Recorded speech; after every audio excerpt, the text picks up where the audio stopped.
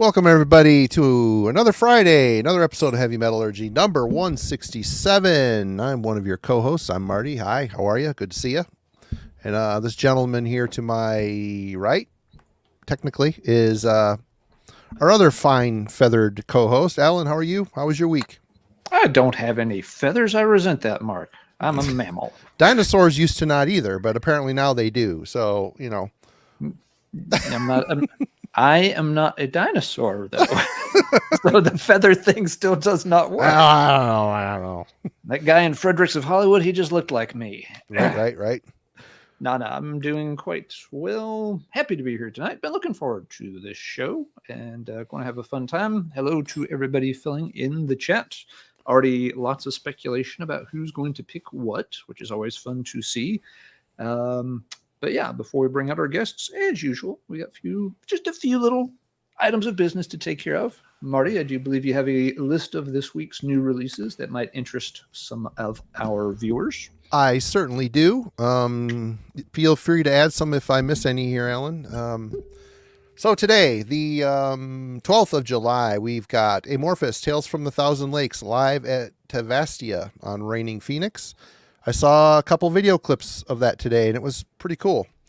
Sounded really good. Black Capricorn, Sacrifice Darkness, and Fire on Majestic Mountain. Forgotten Tomb, Night Floating on Agonia. Commandant, Exhibition of Conquest on ATMF. Mr. Big is back with a new album called 10 on Frontiers. Northbound, Juniper on Smart Punk. Obscene, Agony and Wounds on Nameless Grave Records. We got 3 reissues here on by Psychotic Waltz, Into the Everflow, Mosquito, and To Chase the Stars, demos 1987 through 1989. All 3 of these are on Inside Out. Seth La France de Maudits on Season of Mist. I'm sure I nailed that. Skeletal, Within Corrosive Continuums. Within Corrosive Continuums. Hell's Headbangers. Testament, The Legacy. Testament, New Order reissues on Nuclear Blast. Totengot, Beyond the Veil on Hammerheart. And lastly, Ben Helged. Atropos Doctrina on Dark Descent. Did I miss anything, Allan, that interests you? The only other one I thought some folks might be interested in, maybe you said it and I blanked for a second, was the new Werewolves, Die For Us, is also out today. Is that the Australian band? Yes. Mm-hmm. Y'all did an album club on them quite a while back. That was a TJ pick. I'm pretty sure it's the same Werewolves. Let me double check, make sure I'm not nuts. Which album did y'all do? I don't remember.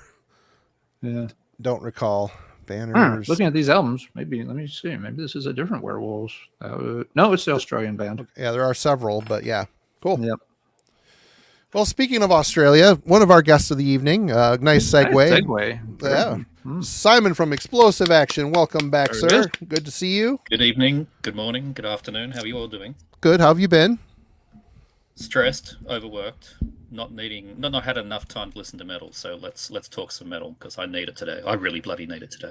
Well, we cannot talk about any metal will help you with that until we get this fine person in here. Melanie loves death metal. Welcome back, Mel. Good to see you. We got the band back together here. It looks like, yeah. I was really excited for this pretty much all week. So remember we did this last year. It was a lot of fun. So I loved lists. I love doing the list thing. I used to, but when it was the Metal Maniacs crew, it was always a big deal, and there was a lot of talking behind the scenes and arguing and debating, and now it's just like, here's my list, whatever. Yeah, I mean, I still get a lot of I still get a lot of shit whenever I do lists like on YouTube videos and stuff. People, I still get random comments from like 3 years ago when I did my favorite 2021 albums, and I'm like, wow. Yes, I'm wearing a Killing Addiction shirt. Adwin from Intuit Records, which you should check out, sent this to me a couple of months ago. It's a great label.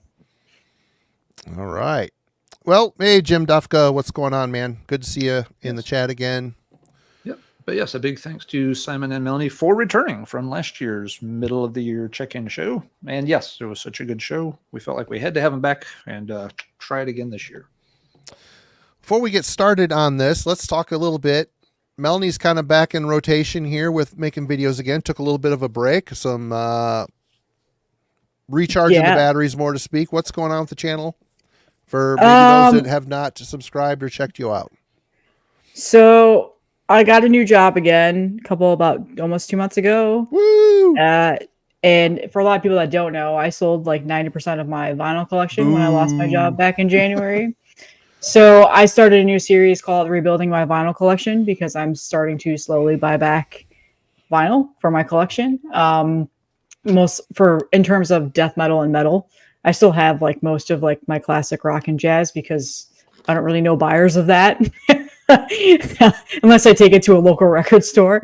So that's been doing and that's been doing really well. People really like that series. They like me showing off what I've been getting back into the collection and talking about it. So I've just been doing that. And then I'll probably slowly bring back like doing some reviews and stuff. But for the most part, I've just been focusing on making 1 or 2 video a week and not overkilling it like I was, because I was uploading just about every day for like 6 months, I think.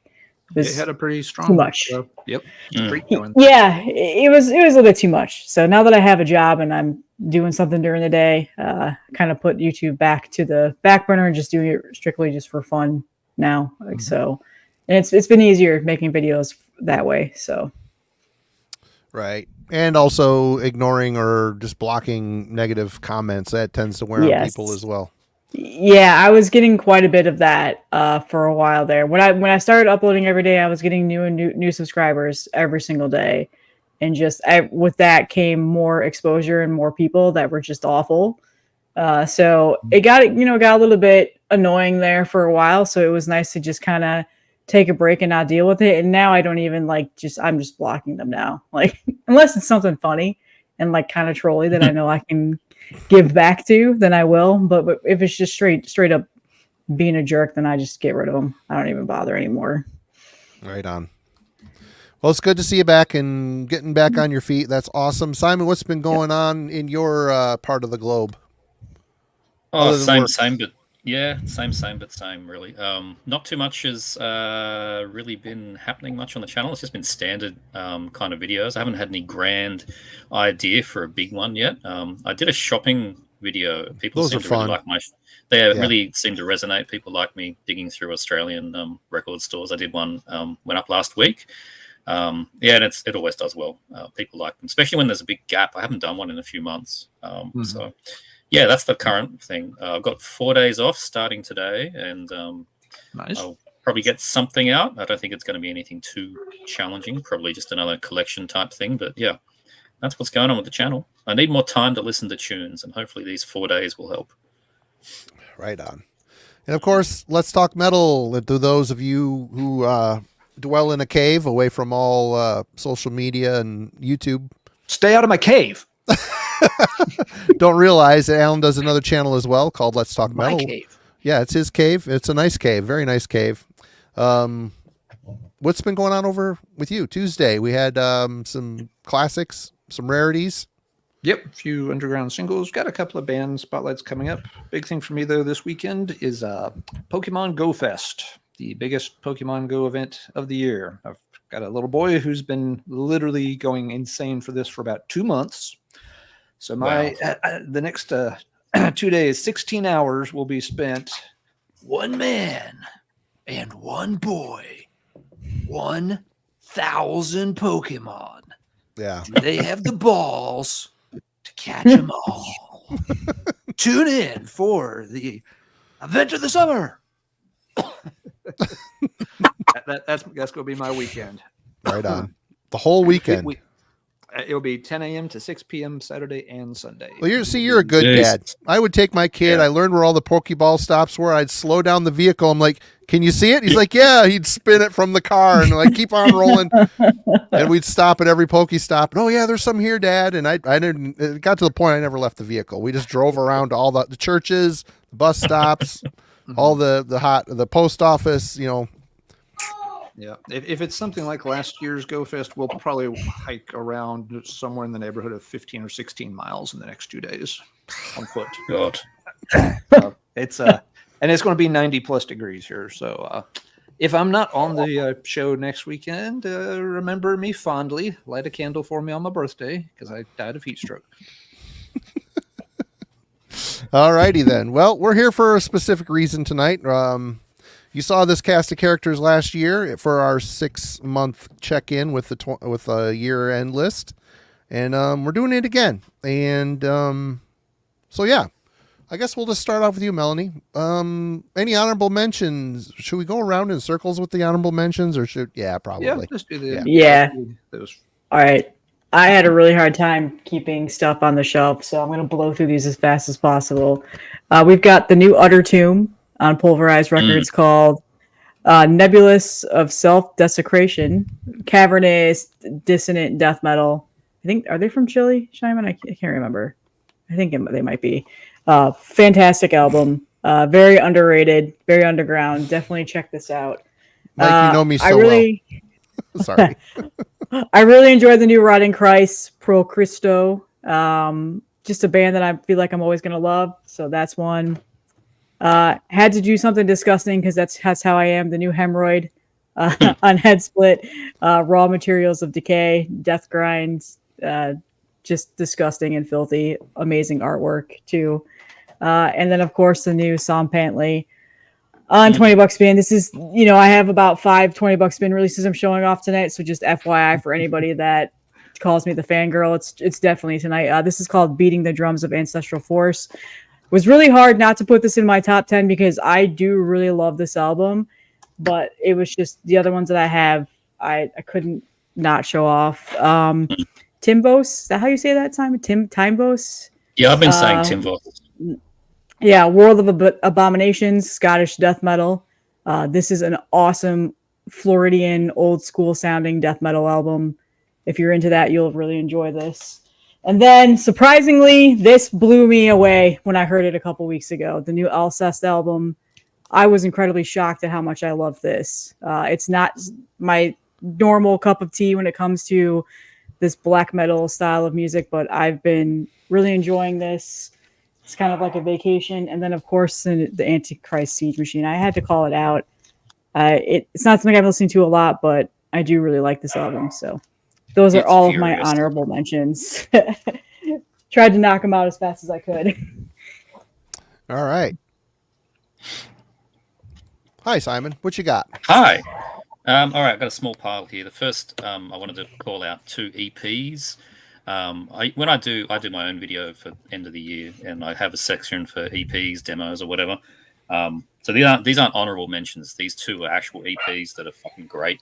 This is a split EP. This is the new Haxanu with a band called Collier de Ombre, I think. I don't know how you really say that name.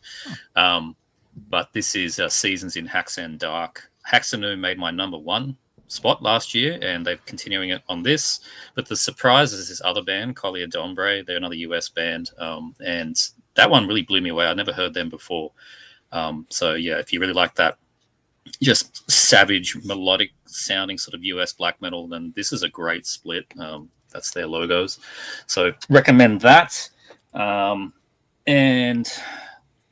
which matches my shirt. Ta-da! This is the new Curvner EP, 5 tracks from him. That's one-man black metal band out of Sydney. He is fucking amazing guitar player and amazing compositions on this. The real killer thing about this one, aside from his 3 tracks, which are his best ones so far, I've done reviews for his things on Metallurgy before.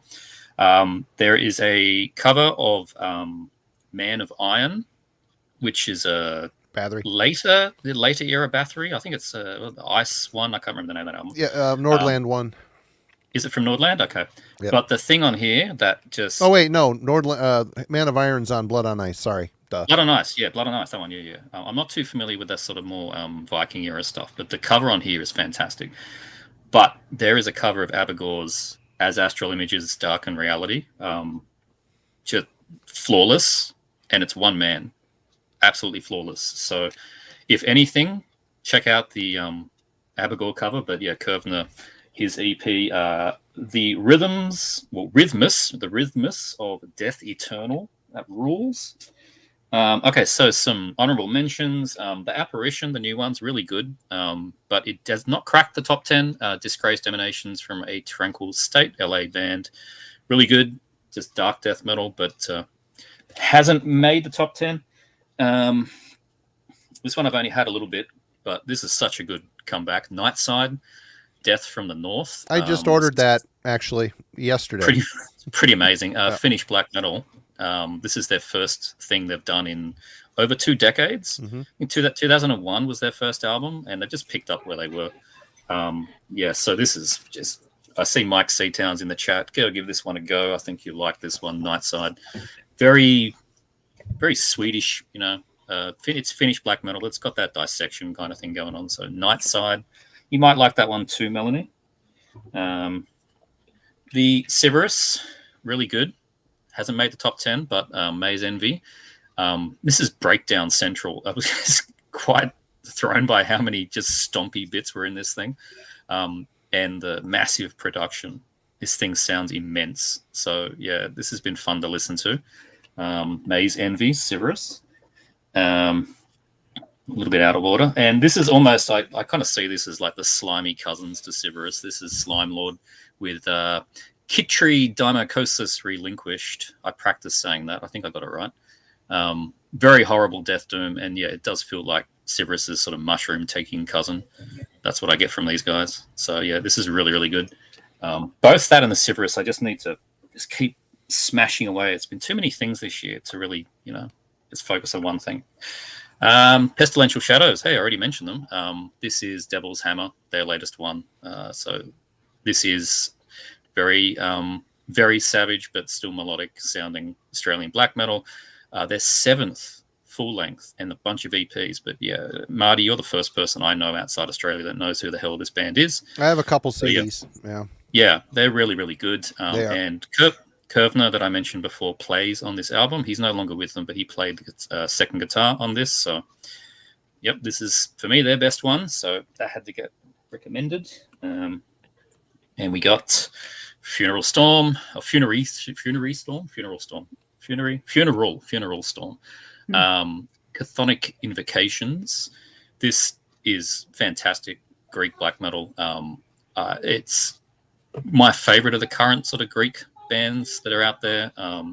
It just sounds like old Greek bands, the same Hellenic style, just, it's very mid-paced.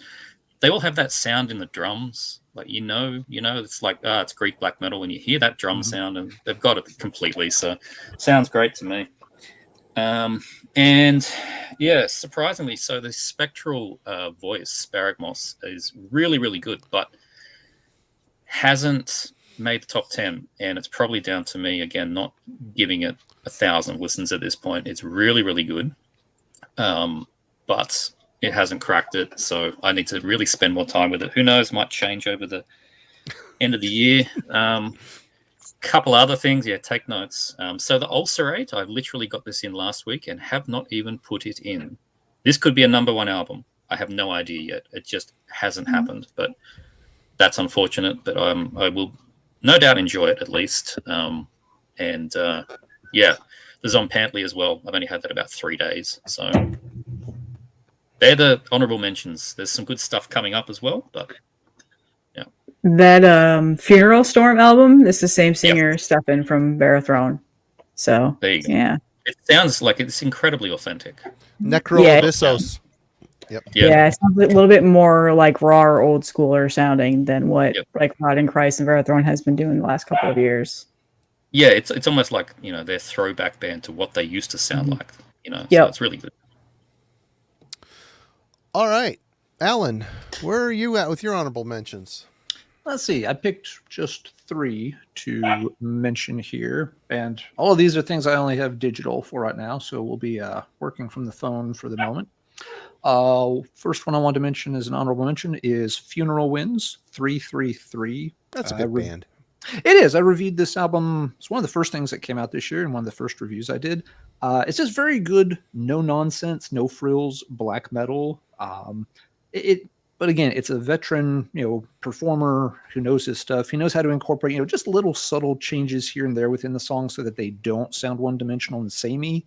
But it's not going off into any kind of, cosmic progressive stuff at all. It's just a very good, tight black metal album that got a lot more plays than I expected it was going to when I checked out the promo. So that one deserved a shout out. Kind of like Simon, when it comes to the new Ulcerate, Cutting the Throat of God, I've only had time to play it like twice and not really sit down and closely listen to it. It's made a very good first impression. I won't be surprised if it's on the top 10 somewhere by the end of the year. I just have not had the time to devote, to an album like this that really kind of demands your attention. You can't just put this on in the background and make much sense of it. So I put it in the honorable mentions for now. It's no slight against the album. It's just, like Simon, I haven't even been able to get a physical copy of it yet, but it's a good first impression there. And third and last of the honorable mentions for me, I want to mention Upon Stones, Dead Mother Moon. This came out at the beginning of the year, when I think a lot of people may have missed this just because it was right there in January. People still had kind of the holiday hangover.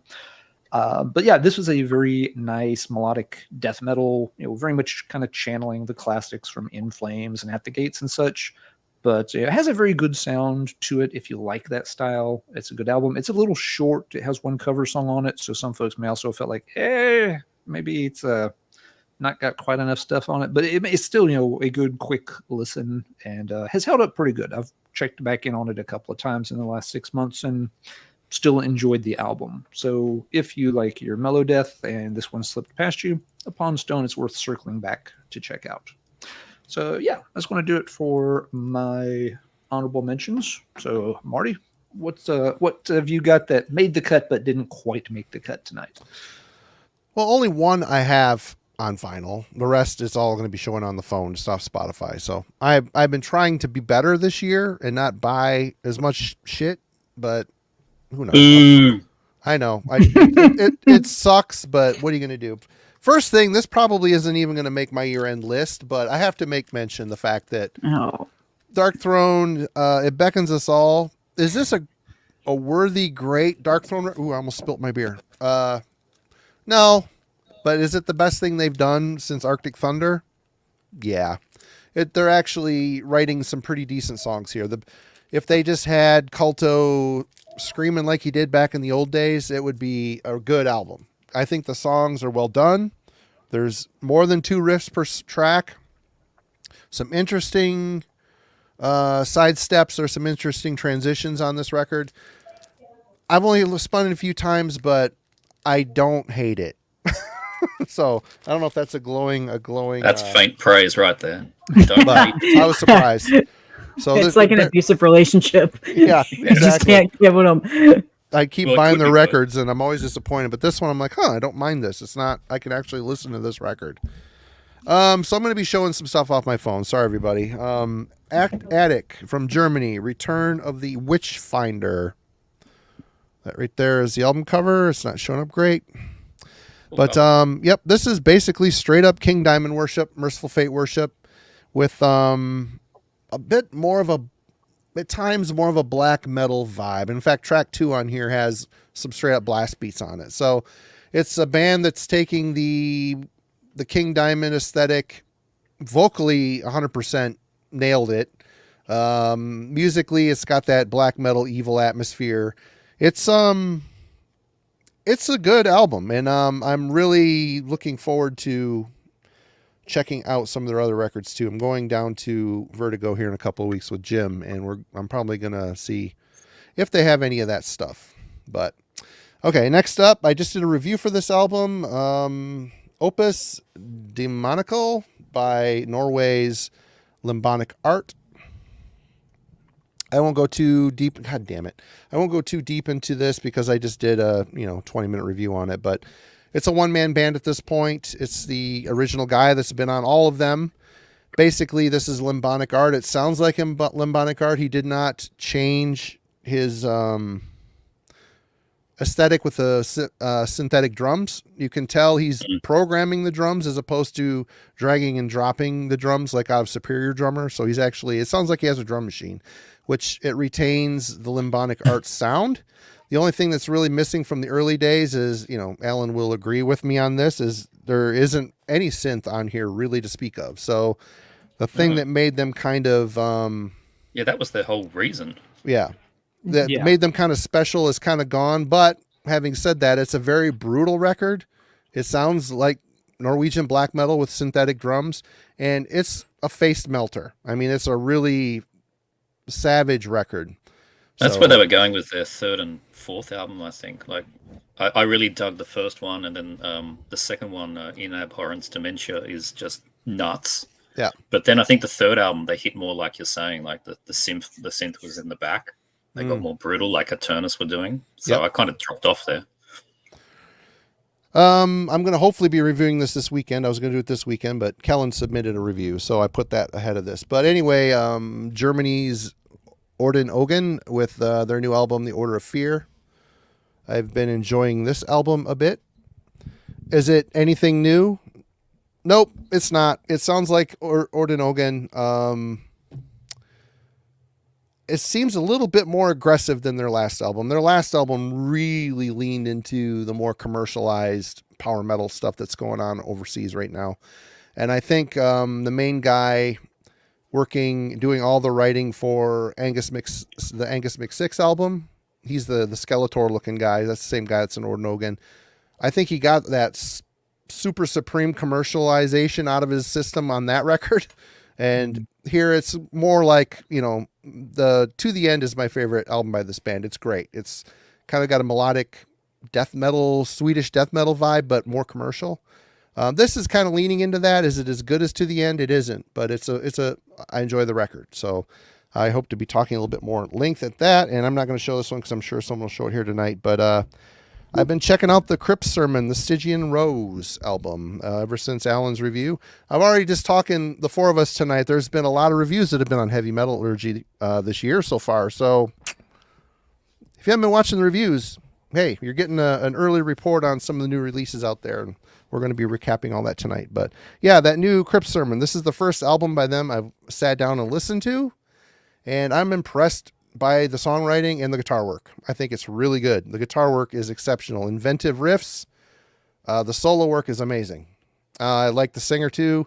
I like the songs. It's just going to take, I need to be in the mood for it, and I'm probably going to buy it, and that will probably inspire me to check out their other stuff too. But for now, I've enjoyed the new Crypt Sermon. I just haven't purchased it yet.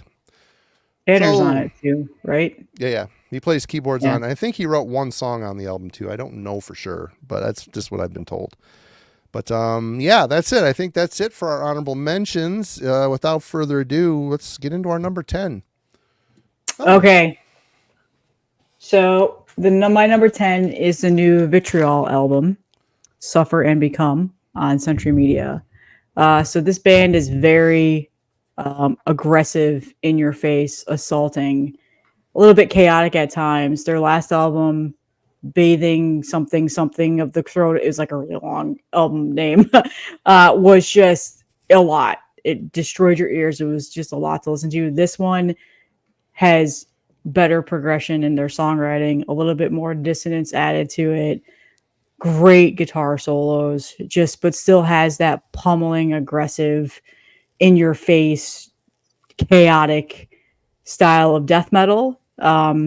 So if you've never heard this band, I definitely think you should check them out. I feel like they're a little bit underrated. Not as many people know of them, even though they're on Sentry Media, but they've kind of been flying under the radar for a while. They were in the underground scene for a while there before they got picked up by Sentry Media. They released some releases like back on Everlasting Spew and Total Dissonance Worship and stuff, but this album is phenomenal. Kyle Rasmussen is the lead singer and like one of the lead guitarists. He's just incredible musician, really nice guy in the scene. Just has always just been really stellar songwriter. So this album blew me away. This came out fairly early in the year, and it's just stuck with me ever since. So I can't imagine it won't go anywhere for the rest of the year either. So definitely check this out if you're into more of that like primitive, in-your-face, aggressive style of death metal. That's just kind of exhausting, but they've toned it down a little bit and they've added a little bit more layering and a little bit more riffage and stuff like that. So it's not like how Antichrist Siege Machine just rips your face off for 30 minutes straight. There's a little bit more of a slowdown with this, but yeah, it's an amazing album. Definitely high praise for this. It would be higher if I didn't have so many other ones. All right. Simon. All right. My number 10, and I can see it rising, but we have Drowned with Procol His, I think is how you say this one. Always like the different kind of artwork these guys do. They've always just these sort of picturesque landscape kind of things. This is a German, very dark death metal band. Their second full length, considering they formed in 1993, their second full length. They're pretty sporadic with their stuff. Very well known for their 2006 demo, EP, whatever, Viscera Terrae, which is just an outstanding release. Even that, 1993 to 2006 is a huge jump, and here we are. Some of the tracks on this one date back to 2012. Just a slow releasing band, but it's like a mid-paced, warm blanket of death metal. That's what I get with Drowned. They're kind of like Germany's answer to Deteriorate, if that helps with a comparison. And they're very, very similar in a way because, like Deteriorate, these days have only got one person left from the original lineup, and that's the same with Drowned. There's only one member from the original lineup, but they've kept that sound consistent. So there you go. I mean, it's all very similar front and back, but yeah, Drowned, Procol His on Sepulchral Voice, and I think it's flying under the radar a bit. So yeah, give them a listen. Doesn't help that they don't release much, but yeah, really solid album here, worthy of a number 10. I have their first EP, their first mini LP, probably the Viscera Terrae one. Yeah. I think it has a guy from the skeleton thing on it. Yeah, it has the guy from Necros Christos on vocals. Am I wrong there? Can't help you. I'd have to look it up. Anyway, all right, good Melanie. stuff. Yeah, good stuff. I just went. Oh shit! Yep, it's your Allan. I'm trying to read the chat and go back and forth. Sorry, the chat is very busy. We've got very busy people in there already, and yeah, folks are in a chatty mood, which is great to see. Thanks for the comments, everyone. I've got this same messed up beer as last week. I did figure out what the problem was. I very much in reading the name, it starts with the word sour, but then there's like 5 fruits listed after it. So I kind of glossed over the sour part, figuring, how sour can it be with that many fruits? The answer is very sour. I bought it. I'm drinking it, damn it. All right. Enough shenanigans. On to number 10, something that I do own a copy of, not on the phone. And let's see, Melanie and Marty and I and Jimmy talked about this band quite a bit earlier this year. It's the new Borknagar, Fall. This really, really good album in their discography. All of us actually had it ranked quite high, and this, from a long-running veteran band with a lot of very strong albums. Borknagar seems to have gotten a really good second wind in recent years. Albums have been getting a really good response, and I've enjoyed this one a lot. I don't know where this will end up by the end of the year. One thing I am noticing as I kind of go back and revisit it in the past month or two is that it does seem like, Borknagar these days are, keeping things maybe almost a little too lightweight and melodic at times. So that's starting to feel like there may be a cap on this one just because of that. But, the songwriting and performances are great. But sometimes it does just get into a couple of songs back to back where you feel like that's getting awfully soft. If Simon has his soft warm blanket of death metal, this is feeling like the soft comfy blanket of cosmic-y black metal. But yeah, a very good album. They're doing great, and it's nice to see them have kind of a little bit of a resurgence in success. So yeah, Fall. Great album, excellent cover. Like the color scheme they chose for this quite a bit. And yeah, is a very good album. At least at this point in the year, it makes the top 10. Melanie yeah, likes Allan, her if you Borknagar pull, soft. I do. I prefer my Borknagar soft. Also, Allan, Eric wants you to know if you're going to pull out Party Cannon tonight, which I would lose my shit if you pulled out that band. Yeah, that'd be good. That'd be good value. Wow, that'd be amazing. Well, I can't give anything away. We'll just have to wait and see. All right, number 10 on your list. Unless you had any follow-up. I haven't spun this a lot, but it's a lot. It's kind of an overwhelming record for me a little bit, but I really like this. How do you say this? Unsprechlichen Kulten with Hex and Saboff. Did I nail that, Simon? I've been saying Unsprechlichen because it seems to work. What did you call me? Yeah. This reminds me a bit of a similar type of darkness that the Chasm produces. Kind of weird and twisted. It is not your typical death metal that's going around these days. A lot of really dark, murky layers are going on here. Really dark, evil lyrics. Well, yeah, lyrics, but vocals. I don't know. It's kind of a lot to process and take in, but it's a good listen, and it's gatefold. I mean, Iron Bonehead really rolled out the red carpet. There's like a poster in here and all sorts of other crap, but I don't know where this is going to sit as the year goes on, but right now it just reached into number 10 for sure, because I haven't had some time to spend as much time with these honorable mentions. But yeah, good record. Dark, evil death metal. I mean, this isn't your, OSDM. It's just, it comes from a different Chile. dimension. Yeah, for sure. From Chile. Yeah. So, yep, there it is. Okay, watch my review. Again, Heavy Metallurgy reviews. We're killing it for you folks. Simon did a really nice review of that album earlier this year. And that's where I pull all the sound samples for it. And so that's where I get to hear all this stuff I normally wouldn't have checked out on the promos. It's cool to hear that stuff. Anyway, Melanie, what you got? All right. So the next one, I did not realize I put 2 Sentry Media in a row, but the new Skeletal remains. Fragments of whatever this is called. Fragments of something. I don't know. Of the Ageless. There we go. Dan Seagrave. Artwork, by the way. So this band, I'm a huge fan of this band. I've loved all of their last 4 albums. This one I think is their best so far. The vocal progression is so much better. I prefer his vocals a little bit more deeper, a little bit more deeper sounding. In the past albums, they've sounded a lot like Death and kind of Chuck Schuldiner sounding. This one's got a little bit more dissonance to it. A little bit more progression in their songwriting. As soon as I heard it when it first came out, I have not stopped listening to this. Listened to it again today just to kind of make sure that I still felt the same way, because it had been about 2 or 3 weeks, and I still, absolutely love this band. I think they're a little underrated. I think people kind of forget about them, and I don't know why, because they write really great guitar riffs. There's really good riffs on this song. It has a little bit more of that actually, a little bit more catchier riff writing. So. Yeah, I think this is a phenomenal album. And I just have to show this because if you don't own this album physically, you should at least marvel in the incredible artwork around it. This was gatefold by Juan Castellano, I think is how you say. That's better than the cover. That's better than the cover art. I agree. I do agree. I think that.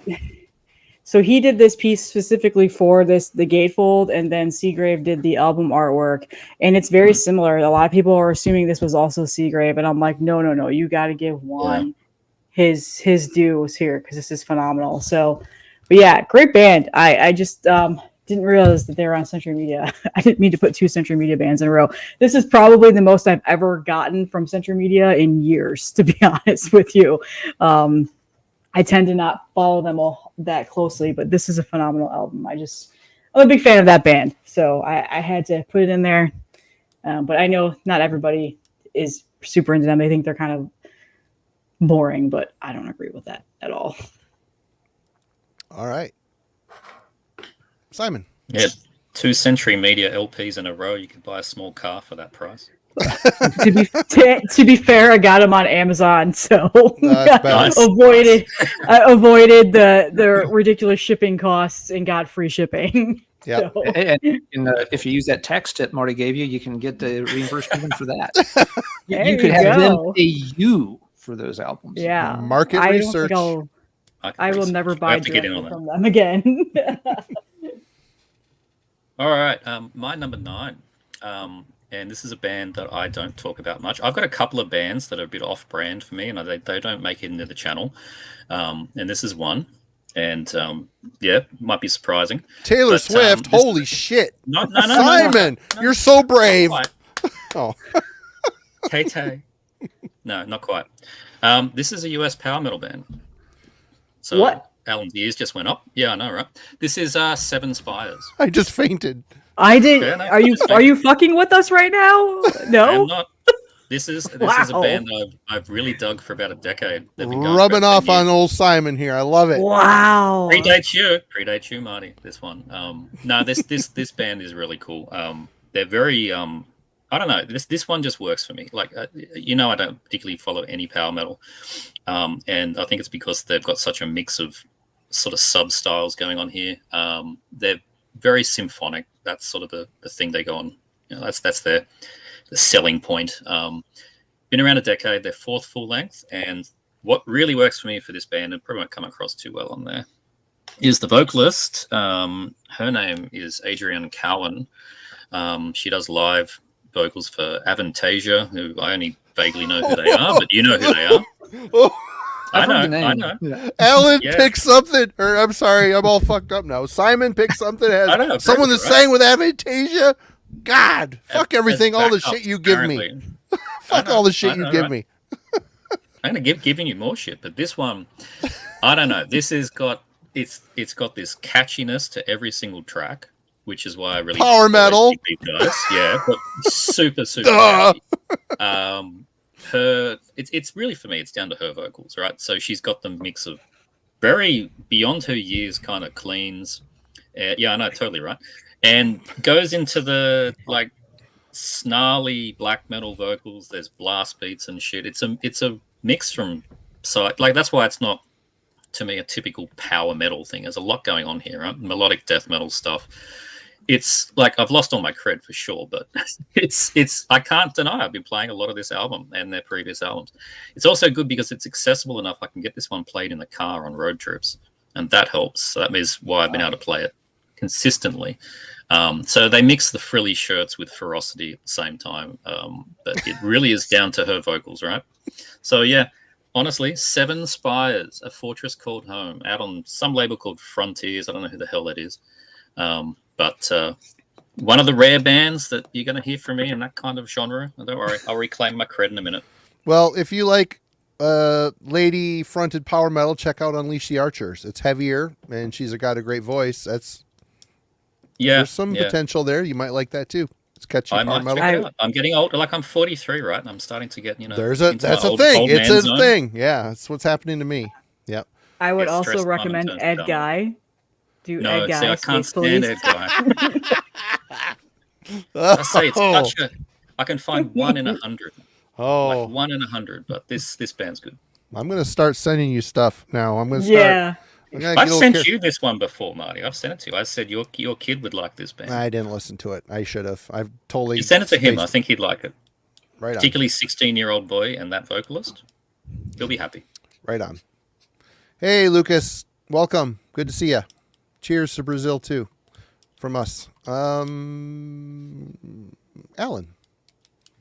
All right, number 9. I'm still a little dizzy from that. Yes, it's going to be a night full of the biggest shock of the night, right there. The big plot twist's already hitting. Let's see. Well, this one will not be much of a plot twist for anyone. Number 9 on my list here, in the middle of the year, is the new Stygian Crown, Funeral for a King. This is their 2nd album. This band, when their first one came out, they got a little bit of hype for a funny reason, because they got labeled as a combination of bolt thrower and Candlemass, and so that led to the somewhat unfortunate tag of candle thrower metal. That's wow. Yeah, that's not really. I don't think the band did it on. Someone figured out, oh, haha, that'll be funny. That's not the way to help a band get over, folks. Calling them candle thrower metals just not really going to break them big. It wasn't a bad album, but yeah, it was such a goofy tag that it maybe overshadowed them a bit. Anyway, they're back with their second album, and this one is quite good. They have a female vocalist. She does a very good doom / traditional metal vocalists. They kind of straddle that line a little bit the way bands like Crypt Sermon do, maybe leaning a little bit more on the doomy stuff. I feel like they've kind of cleaned up and tightened their sound since the debut a bit. This one, you get into it a little bit more with each listen, but yeah, it's been a solid album. It's another one that I don't know where it will be at by the end of the year, but at least through the first half of the year, I've been able to come back to it, every few weeks, give it a spin or two, and still find more things that I like about it. I still feel like the band is maybe on the slow upward trajectory. This is the first album's pretty good. This album's better. I'd expect that they've got an even better album in them in the future if they keep at it. So a band I'm going to keep my eye on moving forward. Another nice entry in that kind of current wave of doom metal bands that are putting out really solid stuff. Yes, they wear their influences on their sleeve a bit, or I guess they throw their influences from their sleeve and insert candle joke. But yeah, still, they know the template. They can do it pretty well, and they're working on getting more individual, unique elements worked in. So that with this album, I don't think anybody's going to be making the candle thrower jokes so much anymore. They're kind of getting their own little niche carved out in this style. So yeah, good job. Kellen reviewed this one on Heavy Metallurgy earlier in the year. He did a nice job talking about it. So yeah, my number 9 is Stygian Crown, Funeral for a King. A good one to check out for all the Doom fans. Marty, over to you. All right. Well, there was no way I wasn't going to buy this when it came out. The debut full length by Sentry. This is a new band that rose out of the ashes of Manila Road once Mark Shelton passed. So you've got the lineup of Manila Road with the new guitarist named Callie Goldsmith, who was a guitar player in Jameson Raid. I think Nudie, the drummer, also was in Jameson Raid as well. Drumming on this is amazing. Nudie's a fantastic drummer. But this sounds like the successor to Kill the King, although there's some faster parts on here. Brian, Hellroady, Patrick, he sounds great. He sounds a lot like Mark, but a little less gristled wizard style. I don't know. I really hope that these guys progress a bit going out of this. This is a good album. I really have enjoyed it. I've listened to it a lot. I think that this Cali guy gets used to the aesthetic. I think it's going to be a good fit, and I think there's a lot of potential here. The production on it's really good. That's one thing about later day Manila Road. Once Mark started recording it in his basement, the records, you could hear everything, but there's just a very underground sound to it. This here, it sounds like they went into a studio. I don't know if that's true. I don't know. I'm not going to read all this stuff. It's on High Roller Records. Good band. Really surprised at how much I guess I'm not surprised. It's these guys all know what they're doing. This is the Phil Ross on bass, is the last bass player Manila Road had. He's a really good bass player. Plays with his fingers. It's just a good fit. So the rhythm section on this is exceptional. And of course, Brian's vocals are exceptional as well. So he's got a unique sound, even though he sounds a lot like Mark. It's kind of unparalleled. I don't know. Check this out if you're a Manila Road fan. It is definitely worth your time. That was my number 9, which brings us into number 8. Melanie. So number 8 is Vorga with Beyond the Palest Star on Transcending Obscurity. This is atmospheric black metal, obviously space themed. Their last album came out like 2 or 3 years ago. I was not a fan of it. Just did not do anything for me. And then this came out, and it's light years ahead of their last album. Just your standard. It's nothing groundbreaking here. It's your standard atmospheric death black metal with the spacey like quasar sounds. But it's just a really, really engaging album. At times, just mesmerizing in that spacey atmospheric style.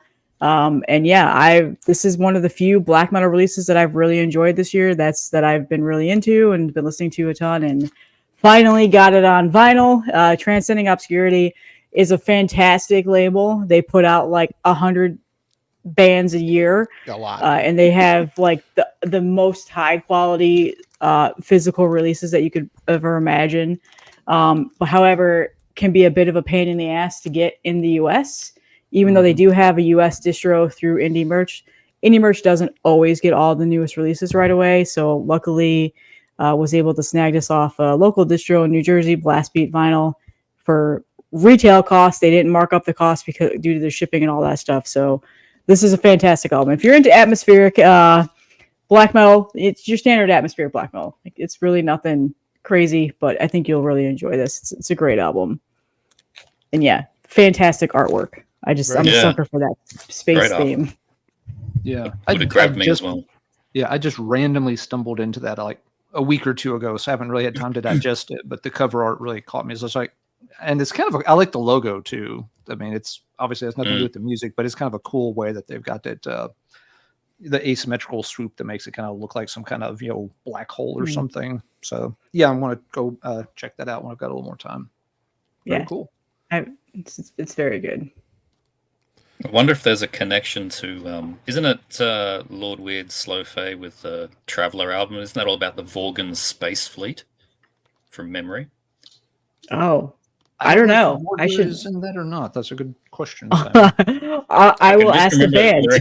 Maybe it's something with a V. Well, yeah, there's that race of half hyena dog, half humanoid things. Yeah. No, that's a Var something. It's a Vargan, VAR. okay.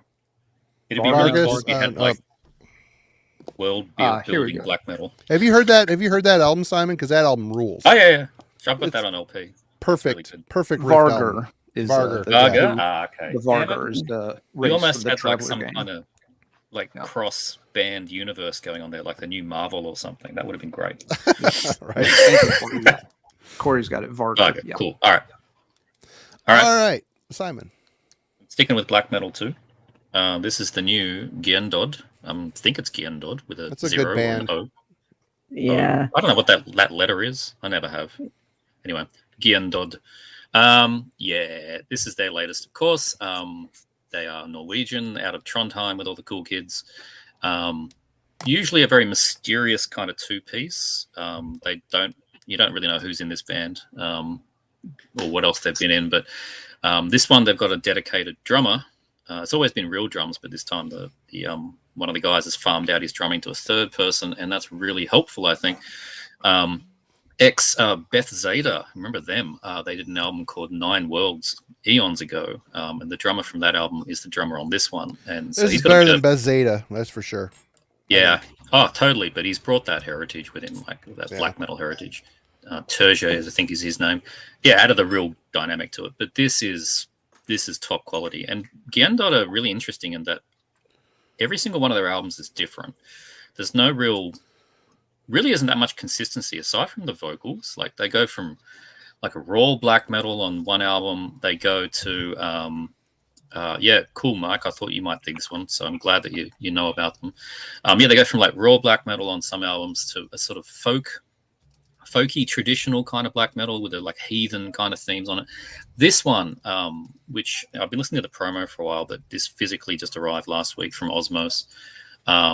This what is it called? Live Scrumper, whatever that means in Norwegian. I'm hearing a hell of a lot of that kind of progressive, like the band Doldrum that did an album in 2022, The Knocking. I hear a lot of that kind of sound in this, which is quite impressive considering the rest of the albums from this band don't really get to that style. So more strange riffs and strange sort of compositions. I reckon if you like Blasphemous Ruum album from last year, you would good chance at this particular Giendod. Again, Every one of their albums sounds different, and you get a different experience. But this one is really, really good. So, yeah, check them out. Giendod with Liv Scrumper on Osmos. Cool, pretty cool. Sort of subdued artwork there. Some woman looks like an oxen or something. I don't know. Anyway, good stuff. I just recently picked up these 3 of their CDs in the used bin down south. Nice. Yeah, they're all good. Yeah, and I have the other one with the guy with walking in the woods with blood on his arm. Yeah, that's the first or second or something. That's very, very different to this one. So I like that about them. Yeah, very cool. Good band. All right, Allan. All right, on to number 8. We've got the sophomore effort from California's Early Moods. It's called A Sinner's Past. If you can't figure it out from the cover and the fact that it's on Riding Easy, this is very much, going for sort of, retro doom metal. The band is extremely good at this style. Their debut album from 2 years ago is a fantastic one, and this is a really good follow-up to that, very much in the same style. The band has been trying to get out and tour different parts of the country a lot in the time since the debut. So, I mean, they're putting in the work, trying to, make a name for themselves, and they absolutely nail it. If you like stuff like Witchfinder General or like early Black Sabbath, the first 3 albums or so, this is just spot on perfect in that particular vein of, doomy heavy metal. The performances are great. Vocals are great. They really know how to write the songs so that they're very effective. They're not doing anything crazy, but they can keep you guessing a little bit, with a few twists and turns in the song so that they're not monotonous whatsoever. If I've got one little knock against this album, it's that maybe it's almost too similar to the debut.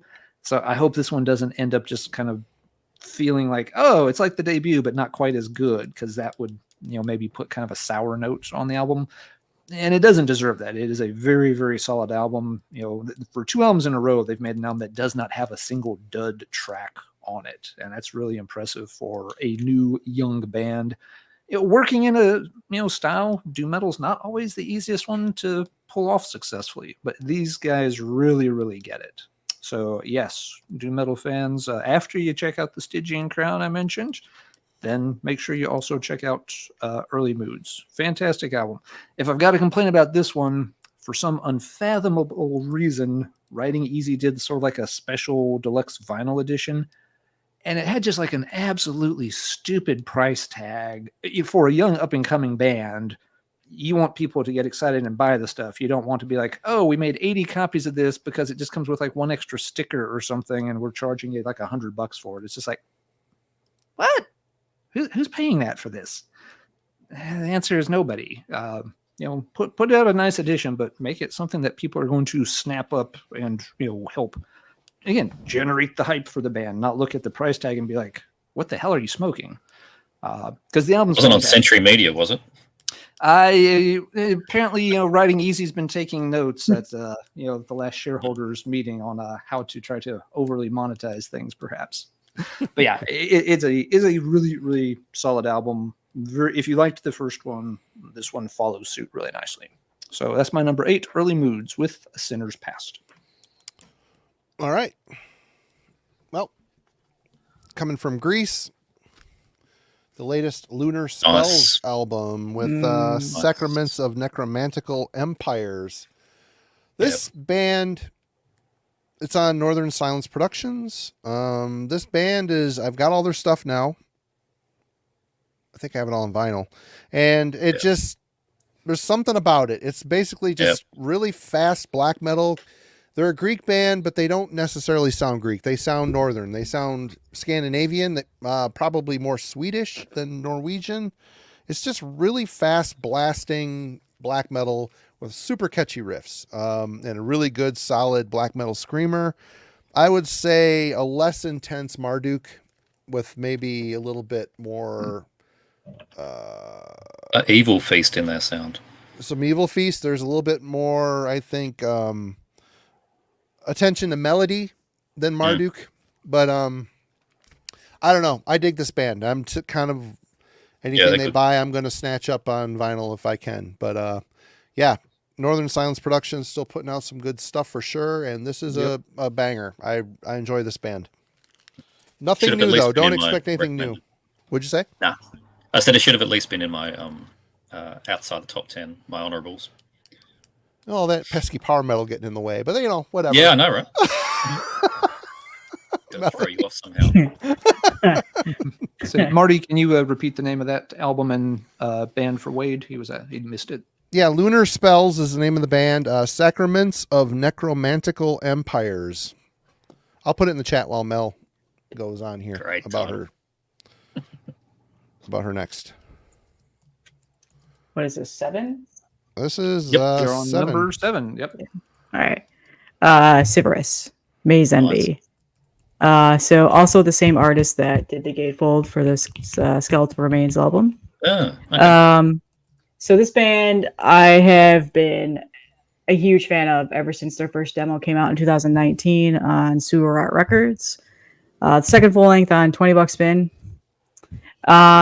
Phenomenal death doom with a hint of blackened death doom in there time to time. Very sad, somber album as death doom generally is. And the second side B of this, the last 2 songs, Maze Envy and then Gurion, I think is how you say it, has this phenomenal violin in it. And I'm a sucker for the violin and metal music. I absolutely love it when that gets incorporated. Just a very emotional and torturous album, I said. And I've just fell in love with it the first time I heard it, and I have not stopped listening to it. I don't have to be in the mood for it, which sometimes Death Doom you have to be in the mood for it. This one I've just been able to put it on and listen to it.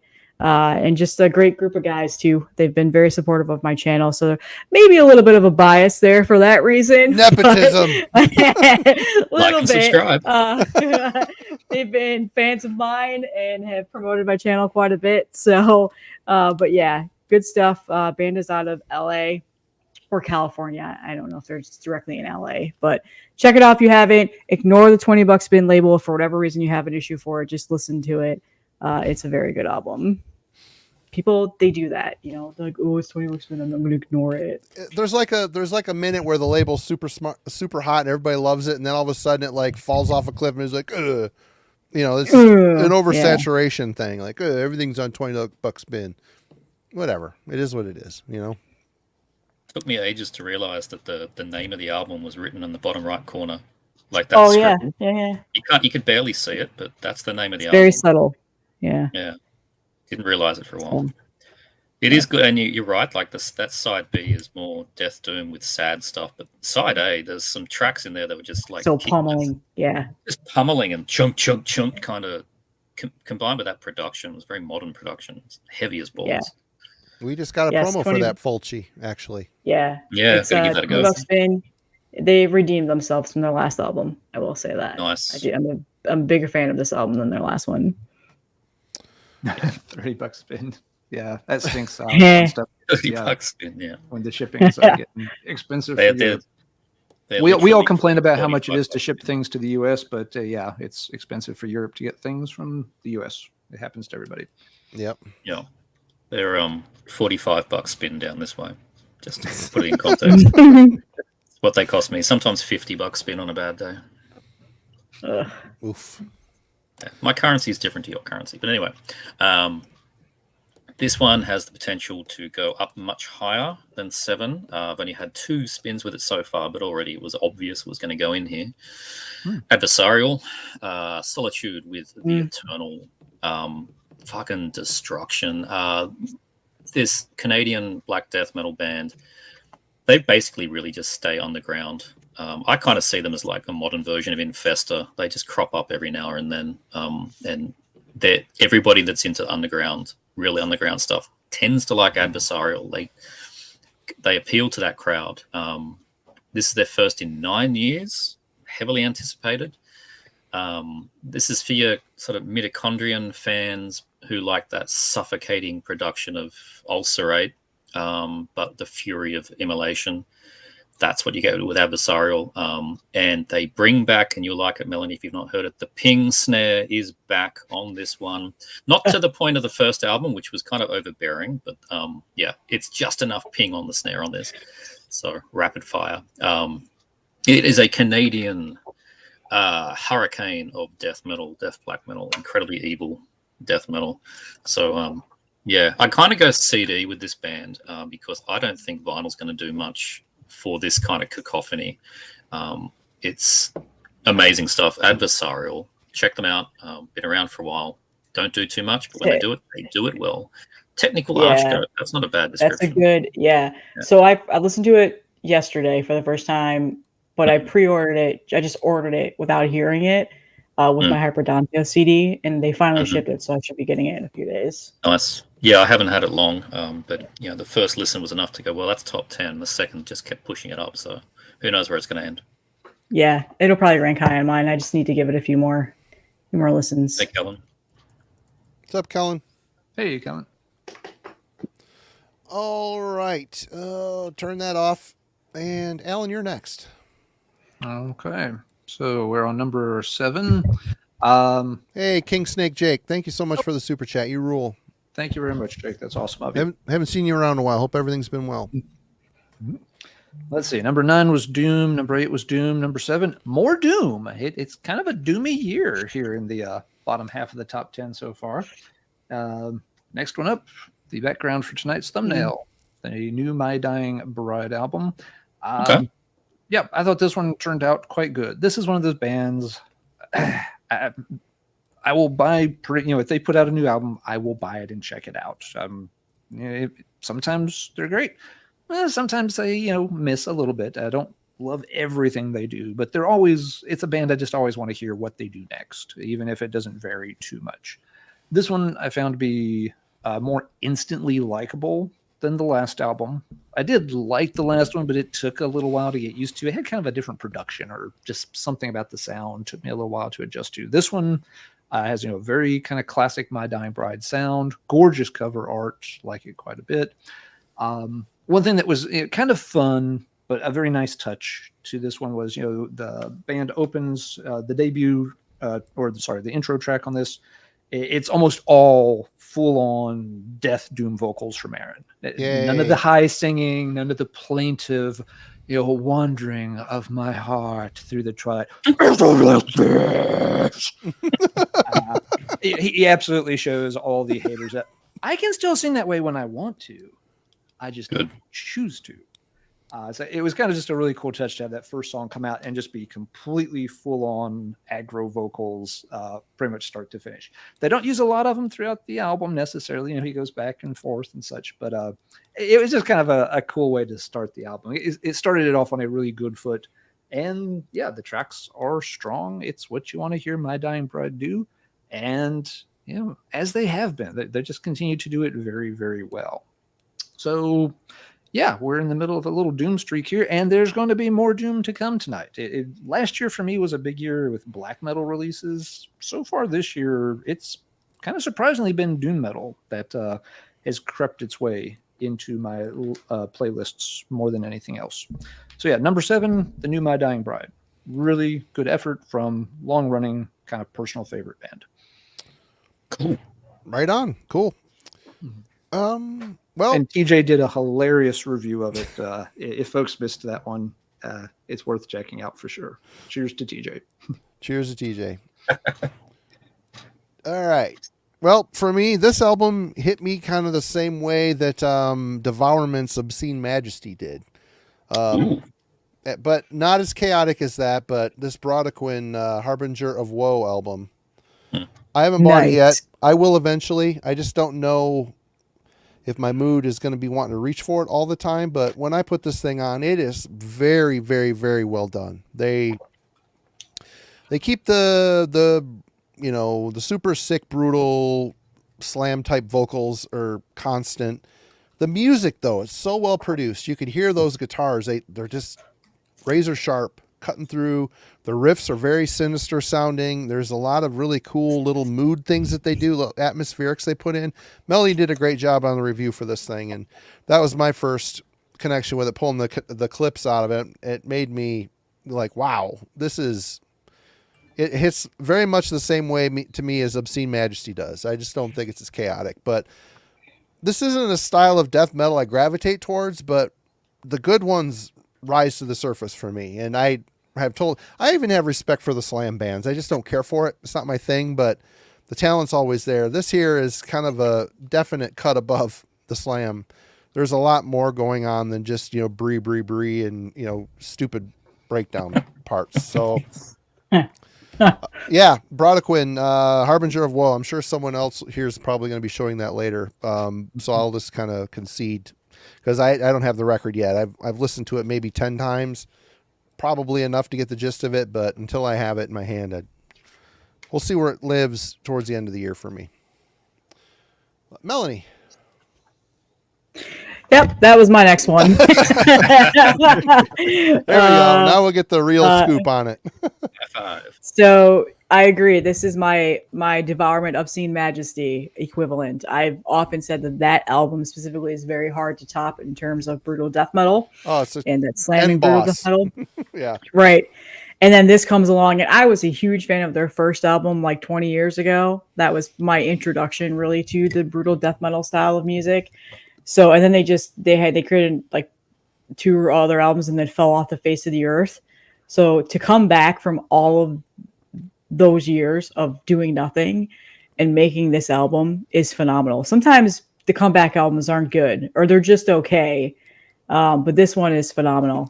Just everything that you said, very well written. Production is incredible. They don't do the breeze. It's just got a really good flow to it, and it's like a sophisticated brutal death metal album. That's what I like to say.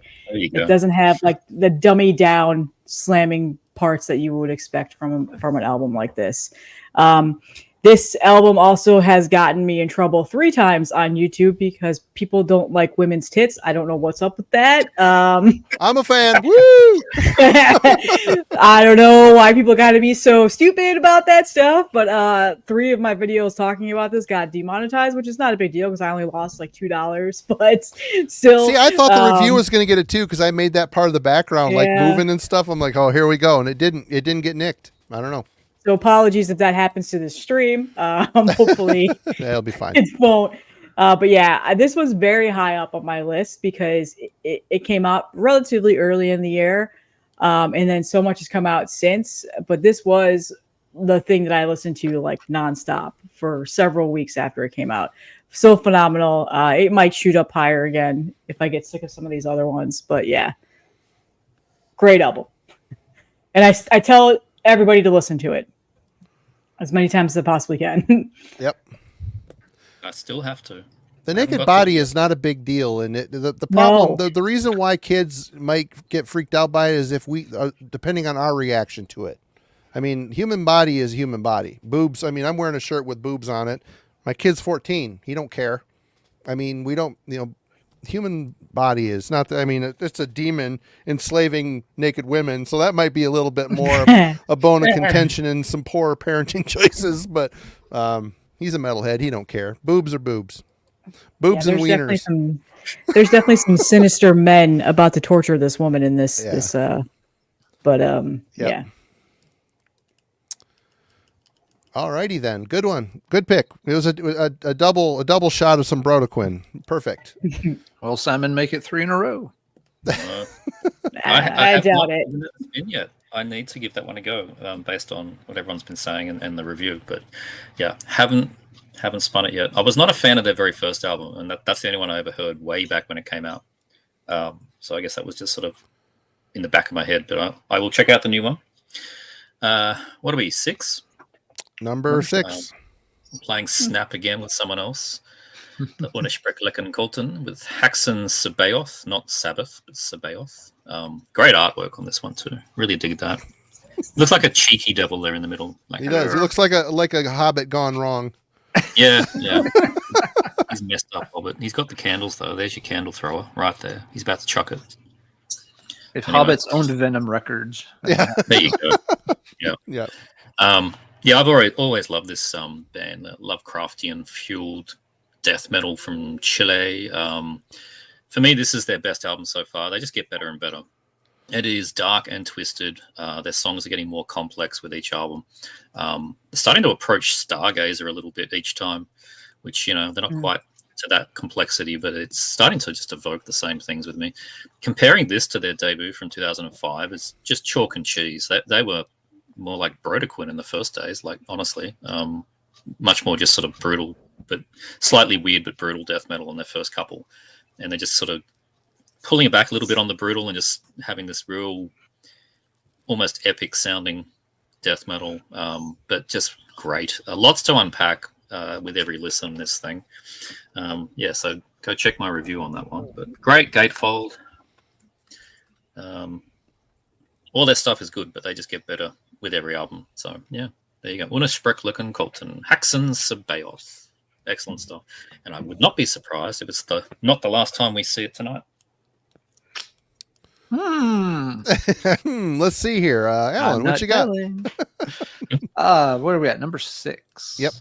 Okay, gotta go back to the phone for this one because oddly this one hasn't turned up locally, and it should have. So I try to wait and see if the local stores get stuff rather than just run out and order a new release. But they've slacked on this one a little bit. I didn't expect this one to do much for me. I don't mind the band, but I've never really paid them that much attention. But I really like the new Coffins Sinister Oath album. So I downloaded it. I haven't listened to it yet. It's good. It really is. This is the kind of band that I don't go out of my way to listen to, but if I kind of stumble across them, it's like, okay, I'll give it a listen. And it's usually like, yeah, that's pretty good. I've got 1 or 2 of their albums, but it's very much the kind of band that, yes, I buy it digitally, from Bandcamp or eMusic back in the day. So, this one again came up, say, okay, it's been a while. Let's see what Coffins is doing these days. And this album just sounds really good. The production on this is phenomenal. The drum sounds incredibly live. It's just really nicely done. The whole thing has this very kind of like warm, wet atmosphere about it. It really makes you feel like you're just listening to it in some incredibly humid, dark swamp, which it fits, their style and, their motifs perfectly. So, yeah, it's one of those, it's got, good energy to it. One thing I like about this one, and again, I'm not overly familiar with their catalog, so maybe they always do this. Maybe they don't. The songs have a very good pacing. Even though it's, kind of death doom, they don't let the songs drag too much. They're catchy, but they don't resort to blasting over and over to try to speed it up. They keep them going at a really nice, steady, churning kind of pace. It just gives it this, it feels like something inexorable, just working its way through that muck at a steady pace, and it's just going to keep coming and keep coming and keep coming. So yeah, if I went out to the local stores today, if one of the stores had this, I would snap it up. It is a really good listen. It's held up to repeated listens. They really nailed the sound on it. It's the best material I've heard from Coffins. Again, relatively limited sample size. I don't know how many albums they've done over the years. I've probably heard 3 of them total. I've got a bunch of them on vinyl. That was one of the bands I collected for a while. It was always on vinyl. And I kind of dropped off at one point, but there's a shit ton of them. They have a bunch of records and splits. They do a lot of splits and EPs. Yeah. Makes sense. Yeah. So yeah, I can't speak. Maybe this is, just par for the course for the band. Maybe it's a bit of an anomaly, but regardless, I've always liked them. It's really, it is very good. I've liked the stuff I've heard. They're just not one of those bands. I never liked them quite enough for them to get on my keep up with them list. That may change with this one. With this one, it may be that I need to poke around in their discography some more, because this is really, really a nice, good listen. So yeah, number 6 for me, the new Coffins, A Sinister Oath, coming to a CD shelf near me soon, I hope. Right on. All right, Marty, what you got for number 6? Hey, Lee, what's going on? Hope you're doing well, man. Long time Lee. No chat. Hope you've been well. Yeah. Hey, everybody, go check out Lee's channel, Heavy Art Talk. He's Heavy Art got Talk. really interesting guests over there from the art community. If you're not familiar with it, go check him out. Seriously, it's a great channel. Yeah, and he's got a bunch of artists getting together. They're talking about their favorites from 2024. I think tomorrow night. Is that correct? Lee set me straight on that if it isn't tomorrow night. Yeah. But yeah, advertise in the chat for folks there, Lee. Yeah, put a plug in the chat so people know. So, and Darren, yes, Coffins is from Japan. Yep. I should have mentioned that. Thanks, Darren. All righty then. Well, I had high hopes for this record, and it really didn't disappoint. Scanner, the Cosmic Race. I think this is going to make my list by the end of the year. Any little odd things that might have bugged me about the singer kind of went away. The songwriting is quite good. There's a bit of a digital weirdness to some of the production. The best thing about this is the cover. The album cover rules. So good. But is this Hypertrace? Is that the Vorga ship in there in the background? I don't know. Yeah. Vorga. But this is not Hypertrace. None of their albums that came after Hypertrace have been, but this band has put out how many records? I wrote it down somewhere. 7. This is their 7th full length. Their stuff is all really good. They've got one album called Scantropolis that I didn't care for the lady singer. The main guy in the band tends to bring new singers in every couple records. I didn't care for her performance on that record, but all the others have been really solid German heavy metal, power metal, I guess. It's kind of a cross between heavy metal. They share a lot of instances for sure, but this album is really well done. Great guitar work, great songwriting. The first half of this album in particular is quite standout. I don't know. It stood up well. This Rock of Angels label, they just merged with Rising Phoenix. It's kind of a label to watch. They put out some good stuff. And this is one of them, Scanner, the Cosmic Race. Definitely check this out. I did a review of it ages ago at this point. Seems That's like 100 cool years. to hear that it grew on you, because at the time of your review, you liked parts of it, but not other parts of it. So, yeah, that's cool it's hung in there for sure. That's cool that it's hung in there. Melanie. All right. This is probably... What'd you say, Allan? Yeah, this is... Oh, sorry, top 5 time. Top 5 time. Yeah. This is probably not a surprise. Atrabilis. I did a review for them on Heavy Metallurgy. Homicide. Another $20 spin. And this is their second full length. Their first full length was also on $20 spin 2 or 3 years ago. This is miles ahead. Their first album. Technical death metal, but not in the vein of like super technical, makes your brain go to mush. Definitely has a little bit more of a atmospheric and dissonant feel to it as well. Very, very good guitar soloing and guitar structuring, and just the songs flow well together. I love the vocals on here. It's not just a one-dimensional vocal style. He does all the different styles of death metal vocals. So I love this album. Not the biggest fan of the album artwork. It pretty much it's a statue. I know that. Statue. But I don't know. I mean, it's very sci-fi themed, and that's essentially what the band is. Very sci-fi themed. But yeah, back looks better. I love this album. Yeah, the back is pretty cool. The back cover, the back image is better than the front image. Yeah.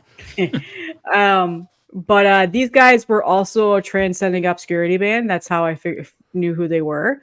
They released an EP about 3 or 4 years ago that was phenomenal. And so I'm glad that they're getting a little bit more exposure, a little bit more praise, because they definitely deserve it. So if you're not familiar with this band, give them a try. I think you'll enjoy them. It's a very good album. I've just been such a huge fan of this album ever since it came out, and watch my review on Heavy Metallurgy too. Melanie, would you put the name of the band in the chat? I'm sure I'm spelling it incorrectly. Someone was asking. Yeah, so I asked the band directly how to say their name, and he wrote me back and told me how. Yeah. All right, Simon. Well, I looked ahead on my list, and I've still got one $20 spin left. So, well, $50 spin in my case. So we'll see. And this is a band where, the name, how to pronounce it, I'm going with best guess because the other guess sounds stupid when you say it. And I needed a death metal kind of album, and here we are, Depigust. So I think it's Depigust as opposed to Depigust. Depigust. It's Depigust. Yeah. Can you imagine if they actually said Depigust? That just fucking sucks. Depigust. self-titled album. And, well, half their fan base probably calls them Depigust, so I mean, probably. All the gory lyrics in the world won't buy you street cred if you're called Depigust. Depigust, exactly right. You can rip the entail. You can rip entrails from the virgin's any orifice you want, and it will not. Your street credit is 0 if you're. I can only imagine what the mascot looks like. Okay, well, it's like Mr. Hanky from South Park, if anything. You smell just like I'm Depigust. I don't know why I made it sound like a Southern dandy. That wasn't planned. I'll contemplate that choice while I let Simon speak. Oh, the Fruity Tooty beer is hitting Allan's. My internet might be a bit funny, hopefully. There. I had a bit of an internet glitch there, and hopefully I'm coming across okay. You are. Yep. You're good. I am good. All right. So, Depigust, their self-titled third album. For me, this is their best one. Very slimy, Neanderthal, death metal, but not sort of stupid, not sandy sugar plums or whatever they're called. It's not even close to that. It's just meat hammer, but quite creative in the way that they put together the tracks. It's gooey. It's mostly mid-paced, but it's full of massive hooks.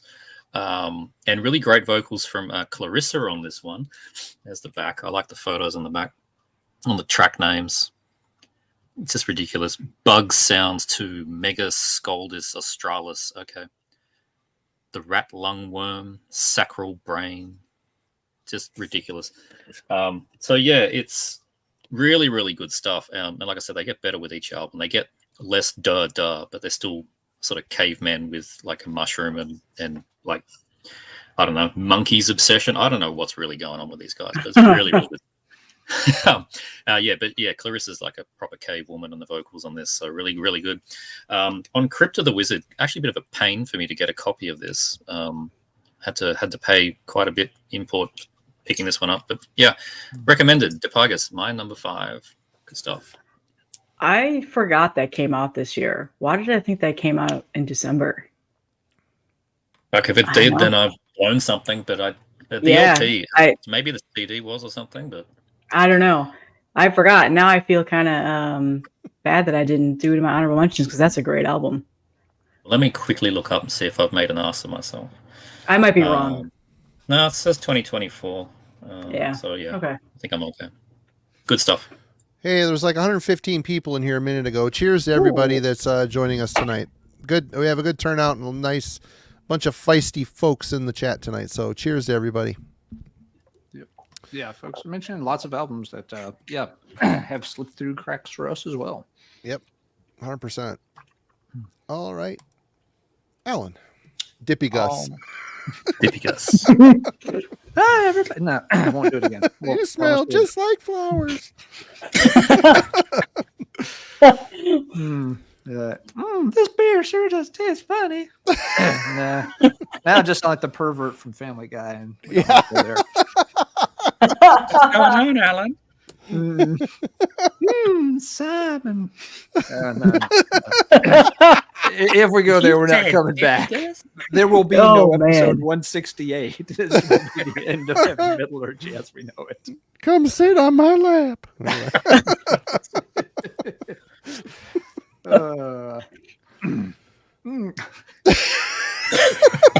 Broke. Melanie likes her Borknagars hard. Oh, we're done. We're so done. We bring it soft, up, Allan. Like soft. A man tied up in the reel-to-reel technical difficulties. Everybody. Serious face.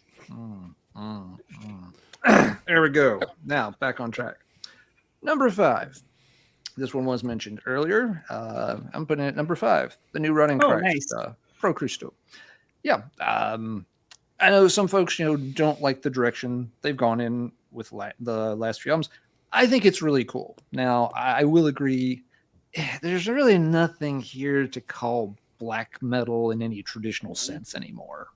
Even the vocals don't necessarily feel like, any kind of, standard issue black metal vocals. But that's okay. What they're doing to me sounds, relatively unique and different, but in, kind of an interesting way, and it still has that kind of Hellenic flair. That's like Simon was saying earlier, or sorry, Marty was saying earlier. Greek bands always have that sound. You can always just pick out certain elements and quickly recognize that, yep, that band's probably from Greece. Rotting Christ music on Pro Christo still has that quality. It's just that in the last couple of albums, they've kind of gone, for the bigger, grander, more epic themes, but it still has, just that where it kind of, rings of, the history of the area really nicely. This one, there's not as much, the chanting as there was on the Heretics. I didn't mind that. I thought the Heretics also sounded cool, but I know the chanty parts kind of wore on some people's nerves a little bit. So yeah, this album is relatively varied from track to track. I like the direction they're going in. It's something that is different. They're not just, rehashing stuff. They're not going back to their roots and trying to make a watered down, Triarchy or Thy Mighty Contract or something. But they also haven't just, wandered off into La La Land making something that isn't interesting or whatnot. It's, they've got their own thing going on, and that's interesting. They do it well. It still feels like it belongs, in a Rotting Christ canon. And yeah, I've enjoyed the album.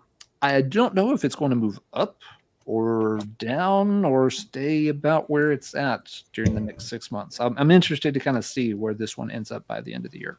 But yeah, I thought it was a fun listen, and I like the fact that the band is not afraid to try and do some different things. There's plenty of standard issue black metal out there if that's what you want. There's plenty of bands reliving their glory days to some lesser extent if that's what you want. Rotting Christ isn't doing either of those things, so kudos to them for still exploring and changing and trying new stuff and making it work out. So number 5 for me, Rotting Christ Pro Christo. I really like that they use 1800, like from year 1800 artwork on here, like famous artists from back in the 1800s too. So you get a bit of an art history with this. You do, and yeah, something I forgot about that, Melanie. I'm glad you said that. Something that's even cool about that too. They not only use the artwork. I mean, the liner notes give you a very detailed description of where each painting, the artist, the year, and all that stuff. So it's not just like one little asterisk at the bottom of the production notes. They made it a big part, right there in the middle of all the liner notes. Yeah. You just gave me the giggles for a mental image there for a Rotting Christ canon. Like, I can't unsee that now. I think that's a side project from an Antichrist Siege Machine. There you go, Rotting Christ canon. I'd see them live. That'd be a show. This party cannon. Party cannon. Rotting Christ party cannon. So this past the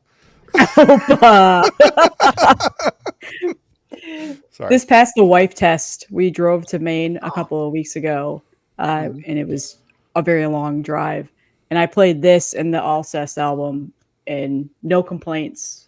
So, yeah, it's got that. It's got that in for somebody who's not into those harsher vocal styles, but doesn't mind the more melodic metal sound. So it definitely has that appeal to it. But man, that song, Like Father, Like Son, gets me every time.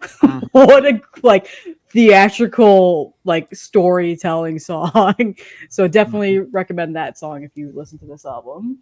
Yep. Dallas brings up a good point here. Right? That's the thing, like the AIOU whatever one album with all the Romanian chanting women on it, and Heretic. There's so many layers and chanting, and the last album for Rotting Christ for me was Theogonia. That album was a banger. So they were trying to rekindle their past on that one. It's fast, really. It sounds like a Greek black metal record. I love that record.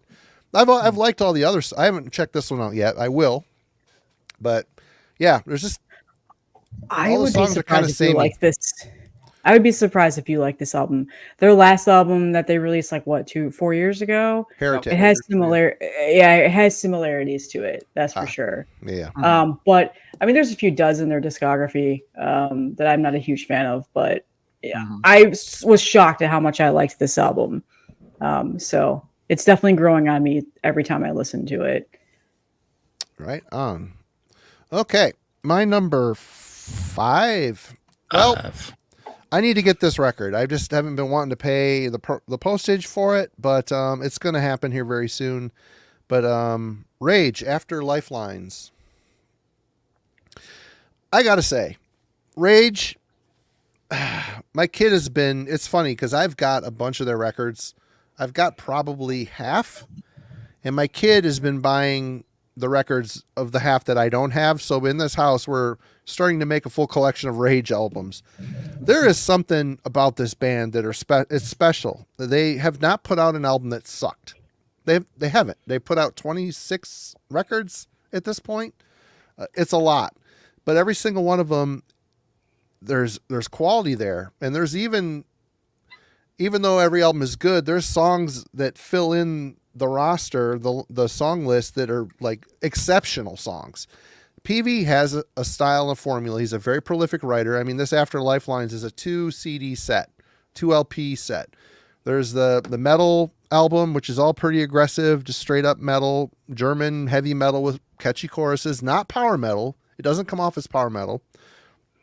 And then the second album is pretty much the same thing, except it has a ballad and more symphonic elements worked in. PV and his singing, he isn't a power metal singer. He just has a gruff kind of singing style. It sounds like him. It's melodious. He can carry a tune. He can sell a chorus like no one, and he's got a style all of his own. There's speed metal mixed into it. There's heavy metal mixed into it. There's some commercial modern power metal ideas here and there, but through it all, it's been Rage. So many albums, and I'm actually looking forward. We got to do this dive, Allan. It's going to be a bitch. We'll get Jurgen in here, but man, Jurgen's the only one who can guide us through that. You're going to find out that the quality is pretty impressive. It's pretty impressive. They've got some albums that shine a little brighter than the rest of them, but all of them are good. I have not come across an album I'm like, wow, that album's bad. There's already 2 I don't like. So well, the first couple albums for me, it doesn't sound like the same band. It isn't until Perfect Man. Really not, yeah. Perfect Man is when they started to become Rage, and they've kind of. I like the first ones. Yeah, well, I do too, but it's just not quite the same. But I don't know. I've really got a ton of respect for Rage. I would love to get PV on the channel at some point. It'd be interesting to talk to him about songwriting and the longevity he's had. But Dafka's got a really good point here. That's one thing. The music is pretty aggressive, even though they can lean into some commercialized stuff. Whoever he has playing guitar for him is always a shredder, but he works in these really intricate riff ideas, solo ideas into the main riffs. It's so interesting, and they've always done it. It's a special band, and it's cool that PV's still kicking ass after all these years. But yeah, that's my number 5, Rage After Lifelines. Everybody check it out. Jurgen did a review for the channel for it. He, I think, knocked it out of the park pretty well for that, for sure. Mm-hmm. So that brings us to number 4, Melanie. So this one, Ulcerate's new album really, really hit me hard. I have never cared for this band ever. I did not really care much for their last album. It just didn't really do much for me. That dissonant death metal that kind of is hard to digest has never really been my thing lately. But for whatever reason, it just must be the mood that I'm in. The first time I listened to this, did we get the promo for this? I think we did. I think so. No, I don't think we did. I didn't. I don't remember. What label is it on? Relapse? Deborah Morty. I think we did. I think we did. I did. Yeah, it was in our Holics. Yeah. So I'm pretty sure I listened to this before it released, and it clicked immediately. This thing is mesmerizing in the darkest ways imaginable. It puts you into this like dark vortex of just absolute torture, I guess you could say, because there's nothing pretty about this album. It's just very suffocating and very dissonant, but has these really like mesmerizing guitar lines that go through the whole entire album. There's definitely a lot of songs that they do sound very similar. That's probably my only criticism on this, is that at points, if you're not really paying much attention, you kind of think that maybe you're still listening to the same song. You have to kind of really feel that. More so on the first, well, this is a 2 LP, so the AB side, but when you get to like the CD side, it gets a little bit more atmospheric. Yeah, it's got a very like dense atmosphere. I just, again, I took one listen and I was already enthralled by it, and so it's just been tons of listens now. And I kind of wish I hadn't gotten the record, because it is a bit of a pain to get up and flip it because it's a 2 LP. They're a CD band. Definitely, they're definitely a CD band. The flow of this album is a CD, like, warrants that. That break that you get with listening to the vinyl kind of kills it a little bit. But this is just one of those absolute, like, you really have to sit down and listen to this album. It's not just something that you put on and then go and do something and not pay attention.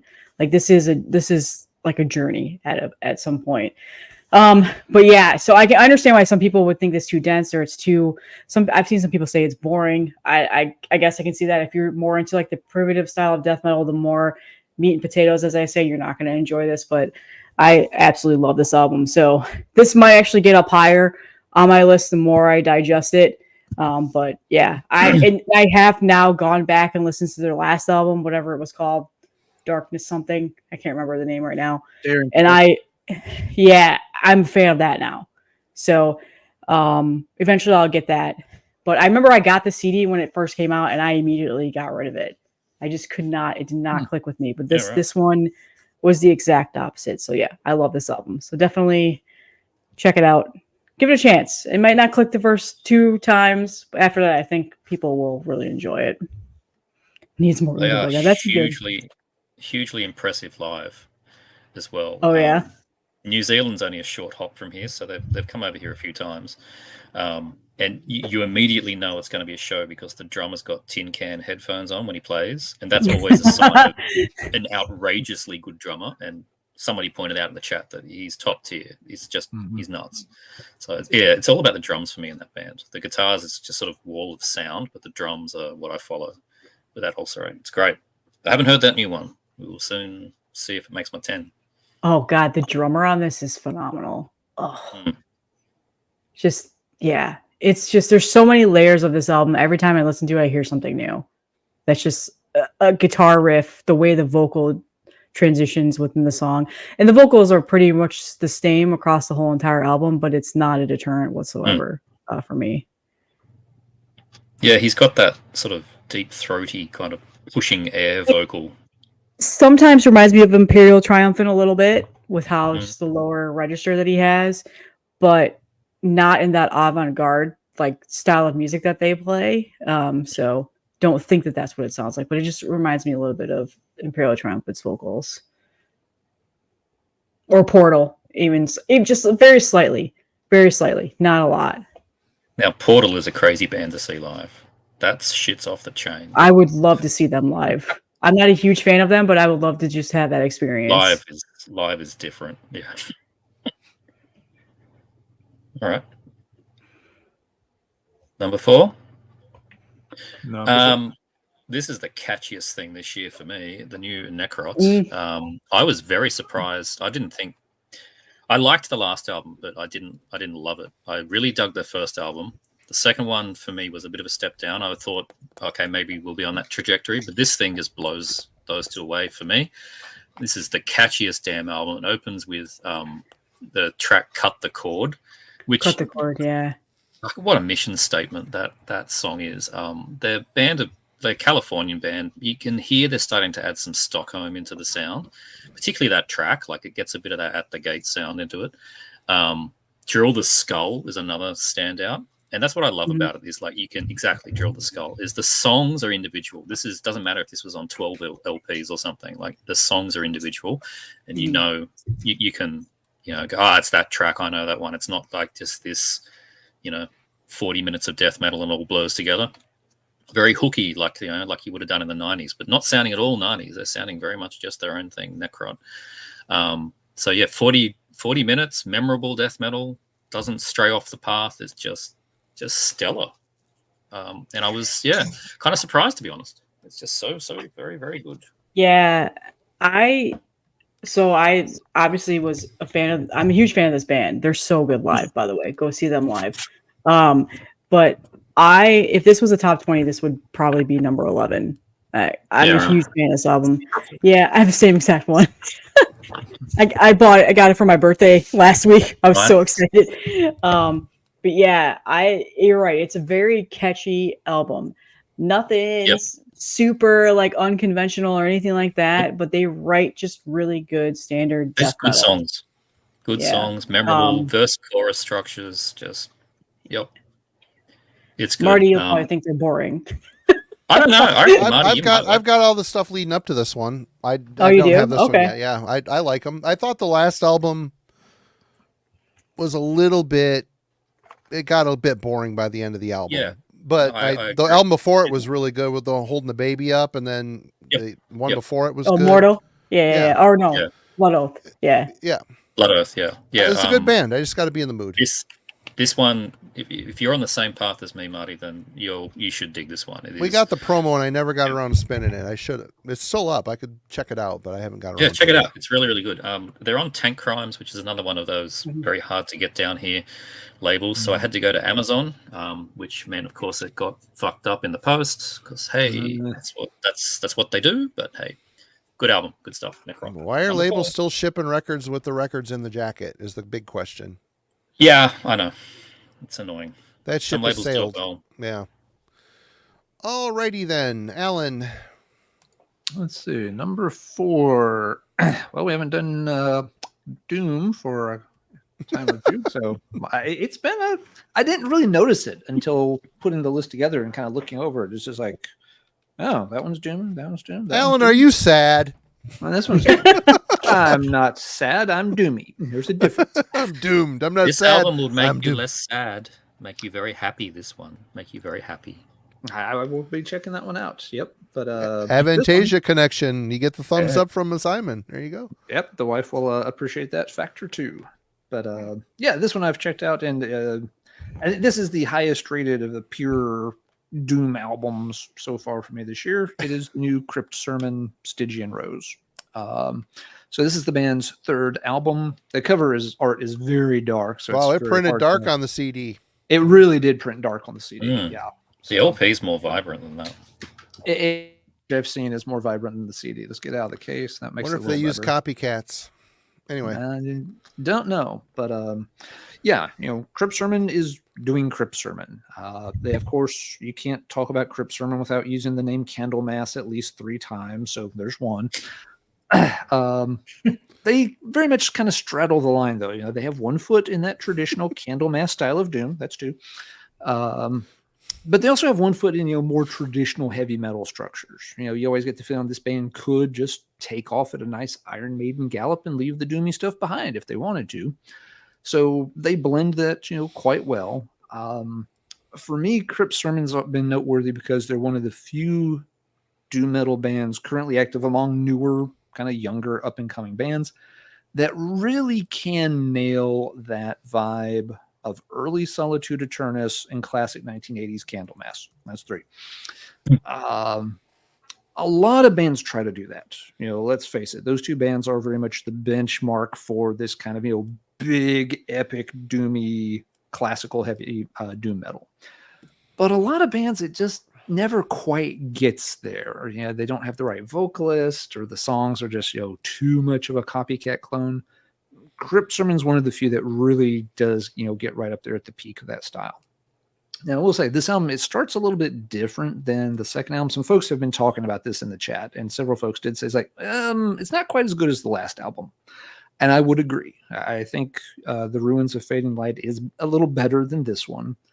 But this is not a bad album. I think part of it is the track order has this starting differently. The first few songs on here don't really play up the atmospheric, epic vibe very much. They're a little more straightforward. Good songs, but they just don't have that same big, grandiose sound that you got on the first couple of songs of Ruins of Fade and Light. That album right away from the first 2 tracks tells you exactly what it's going to be.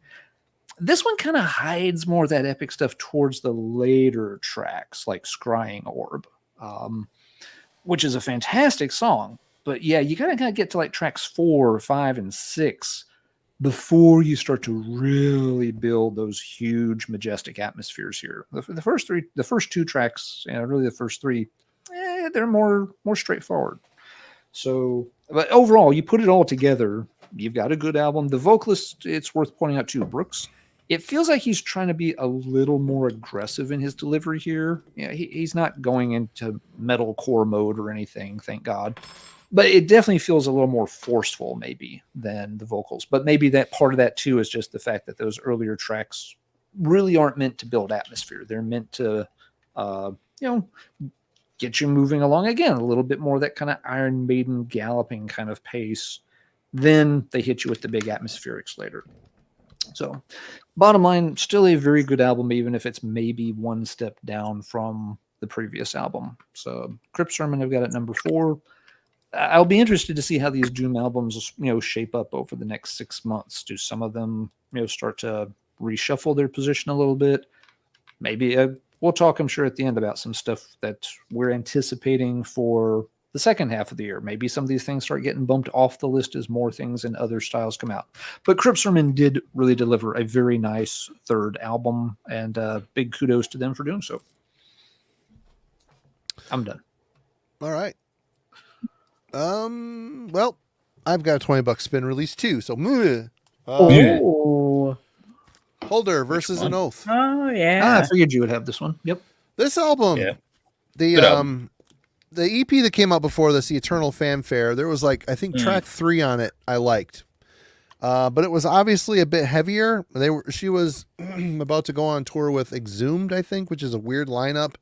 And I was just wondering if they were putting out a heavier, more deathy kind of release to maybe justify that lineup. But it makes sense when this album came out, because the early Holder stuff is pretty much straight up kind of traditional cultish black metal in the old Scandinavian vein, influenced by the Scandinavian vein. This here, it's got that for sure, but it's just heavier. Side B, there's a lot of Eternus. You hear a lot of early Eternus on here, and man, that perks my ears up considerably. I love that style. I love that era of that band, and even the last 2 Eternus records are great. Heathen and Philosopher, check them out. They're really good records. She kind of dipped into that vibe a little bit here, and it's a well-produced record. It's heavy as hell. The songs are engaging and interesting. Her last full length was really good. She knows what's up, man. She's nailing it. And the fact that they're taking this out on the road and touring all over the place, she means business. I think it's great. They're doing what they're supposed to do as a band, and the band is growing exponentially because of it. So I really was quite impressed with this. The least impressive thing about it is the album cover. I think it's pretty lackluster, uninteresting. This is embossed, an embossed cover, which is cool, but it's just a whatever type of image. The back is, it is what it is. But this is a good black metal record with some death influences on it as well. So I'm a big fan. I'm still gonna keep buying her stuff. It's solid, good stuff. Oh, nice pick. That one has taken me several spins to get into. It has finally clicked, but for the first handful of spins, it never would quite get in gear in my brain for some reason. But it has gotten there now. No, wait, she's not married to Nicolas Cage's son. Her boyfriend is actually the drummer of the band, or partner. Older Cage. Yeah. Older Cage. Yeah. Jesus Christ. Alrighty then, Melanie. What you got? All right. Number 3. Sorry. 3. My final $20 spin. Slime Lord. There you go. I think it's actually called chytridiomycosis. Relinquished. I don't know though.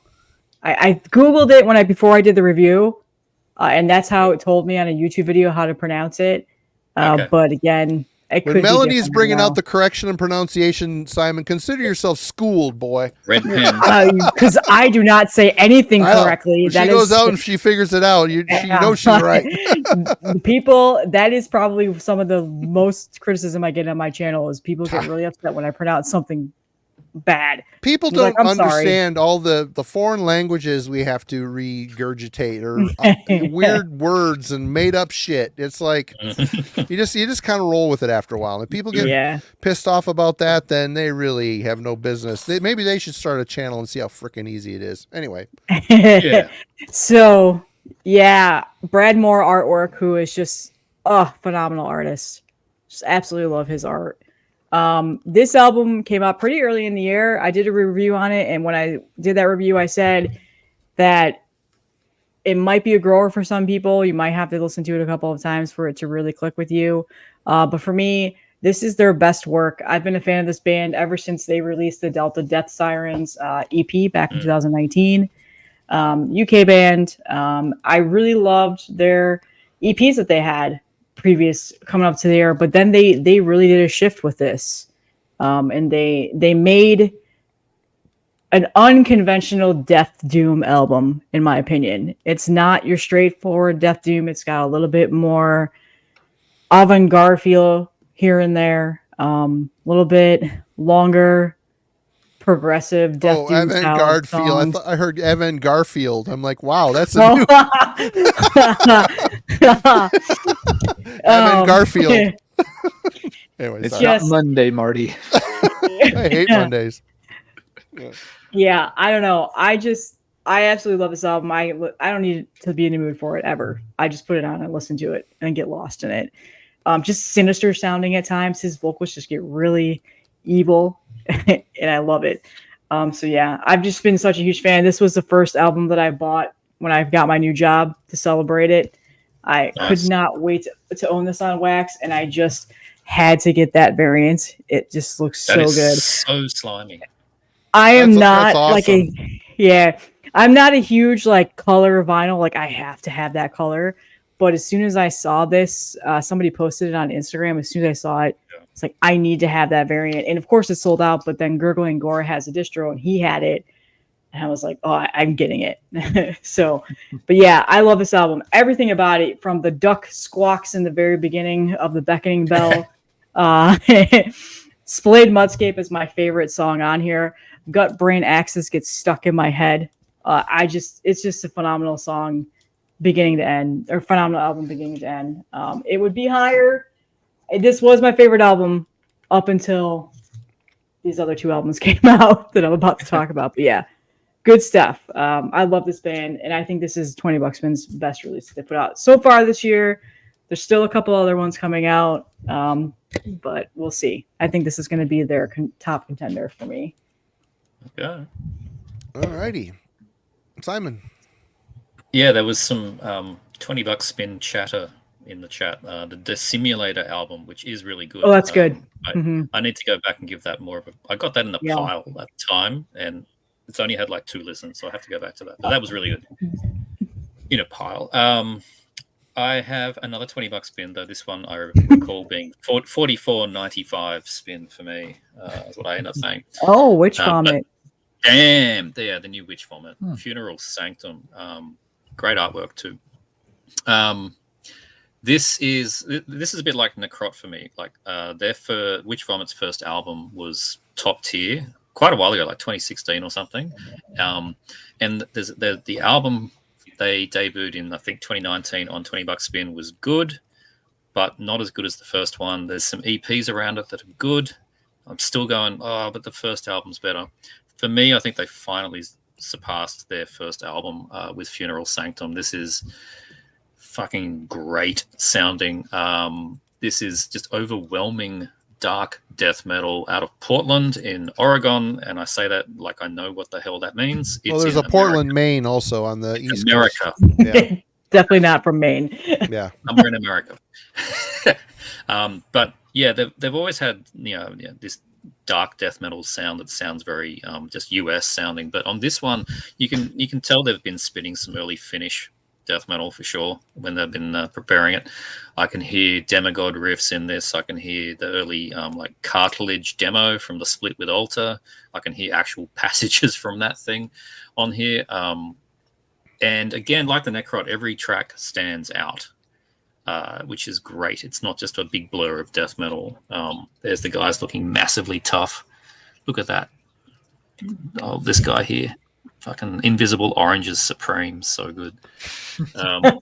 Yeah, but it's short. It's like 30 minutes and a few seconds. Like it's done, over and done. So, I mean, that helps. Like you get to the end and go, oh, I want to play it again. So that kind of helps, I think, for this kind of album. You just want to go back and playing more, but the track Serpentine Shadows, 4th track on this, is the winner, and that's got such a finish run through it. But yeah, great band, Witch Vomit, silly name, of course, doesn't really sound like a Witch Vomit kind of thing, but yeah, great album, and I guess this makes it my $20 spin release of the year. So there you go, Witch Vomit, Funeral Sanctum. All right, I need more time with that album. I like it. I like it, but I find myself kind of like zoning out and losing interest after a few songs. And it's crazy because I'm a huge fan of their other albums. I love the EP that they released a couple of years ago. But I do like it. I just think I needed to sit more time with it. And there's just been so much coming out. So, but yeah, there really has been big full year. Sorry, we're talking about weird Michigan town names. There's a Hell. We have Hell. There's a town called Hell in Michigan. We have a Norway. We have Portland, apparently. Christmas up in the UP. There's a town called Christmas, which should be nuked off the map. Anyway, Allan. All right, we're at number 3, correct? Number 3, yes. All right, this is the most fun album that I've heard released this year. Party Cannon? It is more fun than a cannon full of parties. It's a band out of Spain, and this is actually their 5th album, which I've heard a little bit of the previous album and actually was not impressed by it, but this one hit me just right. The band is called Iron Curtain. That's and a good the album. Is called it's good. Yeah. Great cover. It's good. It's a great cover. It really does look like, Vic Rattlehead's, kind of, never do well cousin.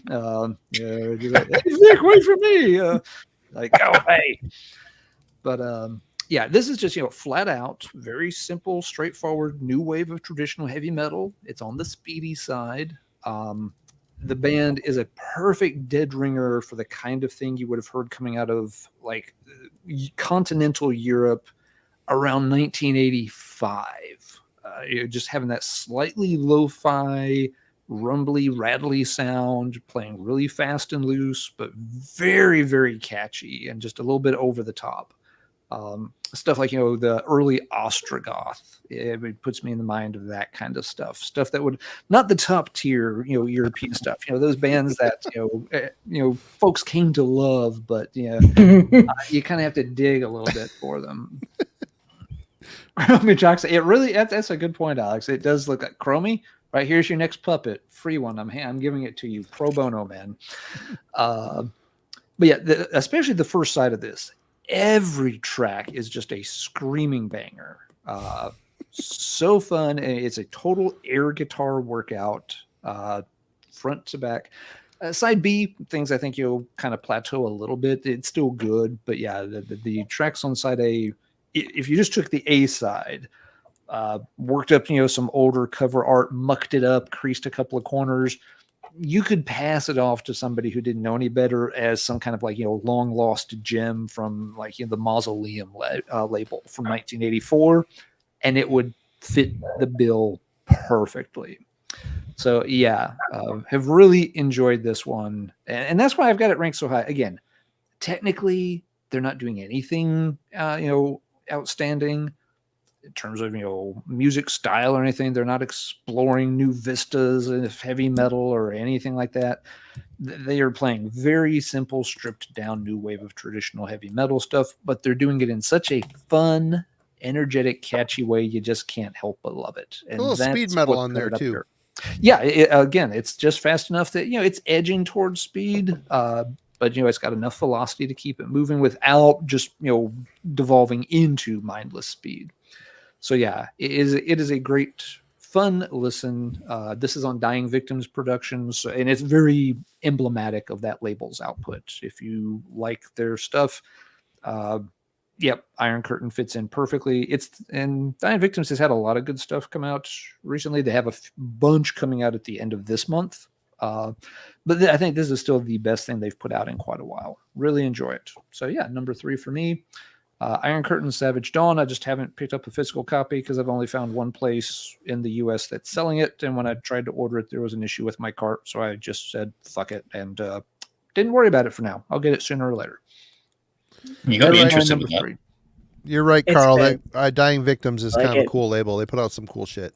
100%. Yeah, when that came out, I listened to it quite a bit. I wish I could own it. It's hard to find. It's expensive to get in. Yeah, it's been a pain. Yep. If anybody is looking for it, the one place that I found that had it is Stormspell Records out on the West Coast. And again, I put it in my cart. I was trying to check out, and something was being glitchy. I like Stormspell. There's something about that label. Yeah. No, the guy that runs it is nice. He's a very true old school metalhead. He's been at it for a long time. And he's the one US distro I know of right now that in theory has copies. If you can get it in your cart and check out, good for you. You made it farther than I did for some reason. All right. Top 3. What you got? Well, I don't know who showed this off or... Oh, it was Simon reviewed this and pulling the clips for it. I was pretty blown away by it. I know what this is.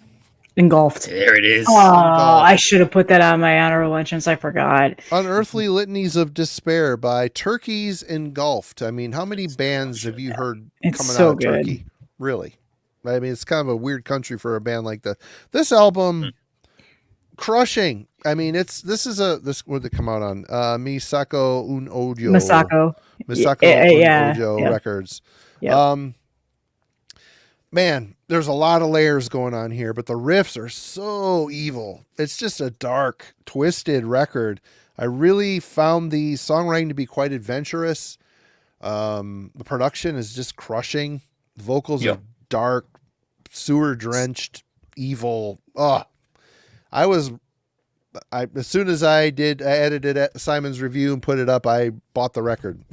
Hooray! They've got one before this. I have not checked out yet. It'll come to me eventually, but I can't imagine it's as good as this one. But the EP before that's quite good. It's an EP. There's an album that's quite a few years before it that I've not heard. Yeah, but I think it's quite different or something. But anyway. Yeah, but I don't know. There's a little little immolation on here at times, but they really kind of are churning. I mean, if I say immolation, you already know evil, dark riffs. That's kind of, they're similar to Incantation, but they have their own kind of personality. And this band is pulling from some of those darker influences, but they, again, have their own personality. I mean, how many bands have you heard of from Turkey? I mean, I don't know where their influences are coming from, but there's enough going on in here that they've kind of trying to churn in their own style a little bit by way of their influences. So I don't know. This is a crusher.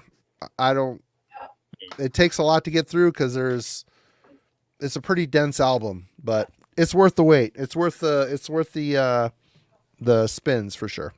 I dug it. So Mustafa, that's in this band, the guitarist, probably one of the best death metal guitarists around right now, is also in Hyperdontia, and he's also in Diabolizer. Diabolizer. There we go. Which is such an underrated band, by the way. Their last album was so good. So he's just incredible. I feel like everything he touches is phenomenal. I think he's in everything from Turkey. He is Turkey death metal. Yeah, Decaying Purity. Decaying Purity. God, I can't talk. But yeah, he's in all these just amazing underground death metal bands. But this album was crushing. I still need to get it. I haven't bought it yet, but it's a really good album. Right. All right, Melanie, number 2.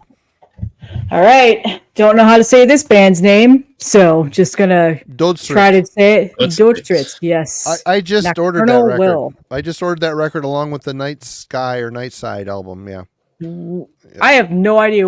I'd never heard this band until somebody was complaining that I'm not listening to black metal. And I'm like, well, send me something. I haven't listened to anything other than like Holder and Vorga. Like, send me something. And so he sent me this. It was just a random person on my YouTube channel. Their early stuff has got kind of an anarchist black metal vibe to it. The early stuff does. And they're a good band. I like them. This, holy shit. Yep. What a phenomenal album. Just riffs through and through. Yep. Stellar songwriting, and then the song Nocturnal Fire has the guy from Lamp of Murmur on here doing the solo. And as soon as I heard that portion of the song, I literally just stopped what I was doing and just had to listen to it. Like, this whole entire album is so just exactly what I love about black metal. It's got that just very like melodic and emotional riffage and just jam sessions. Like, the songs are super long, like 10-minute long, just guitar riffs with, you know, the high pitched screams and stuff like that. So I'd never heard this band before. They're on Wolves of Hades, which can be kind of a pain in the ass to get their stuff, but a bunch of distros had it. I think I got this through Arcane Altar. I just ordered that. That's why I ordered it from yesterday. Yeah. He posted it on Instagram that they got it in stock, and I immediately They've got several other albums too. Yeah. Yeah. Well, yeah, I went back and listened, and they're definitely a little bit more raw sounding. That's for sure. This one is definitely the better produced ones, but phenomenal. It's essentially this is definitely one of those like nerdy black metal albums. It's got like that medieval like style to it. I mean, it's like the album artwork just pretty much portrays that. So this took me by surprise. I was not expecting to like as much as I did, and I have not stopped listening to this. Like, this has been a very frequent spin of mine. And just phenomenal record. Again, I need to go back and listen to. They have several albums out. I think there's like 3 or 4 other ones I still haven't listened to yet. I think they're from Sweden. So, I don't know. This is the style of black metal that I absolutely love. So this is probably going to be the black metal release for me this year, unless I hear something else. But I need to dig farther into it. I haven't heard too many black metal records this year that I've enjoyed, but this is definitely the one that really, really hit it for me. So it's a great album. Awesome pick. All right, Simon. Okay. This is my surprise sleeper hit of the year. I think I saw this on Death Doom Metalhead channel. I think that's where I saw this. And Melanie's already shown it in honorable mentions. There's nothing original here, and I don't care. Tim Voss, World of Abominations. It is jostling pretty hard for that number 1 spot, and it does absolutely nothing new. This isn't like an OSDM band. This is just a band that happens to be in 2024, continuing 1990.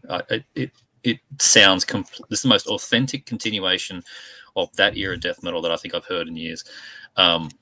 They're from Scotland, as Melanie pointed out. This is like merging, for me, what I hear, this is like merging the sound of Benediction's Subconscious Terror and like Bolt Thrower Warmaster and then a bit of Florida. That's what you got here, and it sounds completely authentic. Even down to the, like, it's cool artwork, but like it's kind of not. Like, bam, Subconscious Terror. Like, it's the same kind of thing. Just slightly childish, but still really cool. The vocals on this are highly discernible. Like, you can make out what he's saying in like that Dave Ingram kind of way. The drums sound completely period accurate, like the toms in particular, like the tom when he does the fills, big echo to them. They sound very natural. It sounds amazing. Honestly, the best modern comparison is Glorious Dead. That's what I really hear. So, Marty, if you've not heard them, they're sexy then, is what you're saying. Yeah, these guys would be some sexy bastards. I mean, here they are. Sexy man meat. Yeah. There you go. Some sexy man there. Mhm. Might be a little younger than you guys. That's not a dig. Right.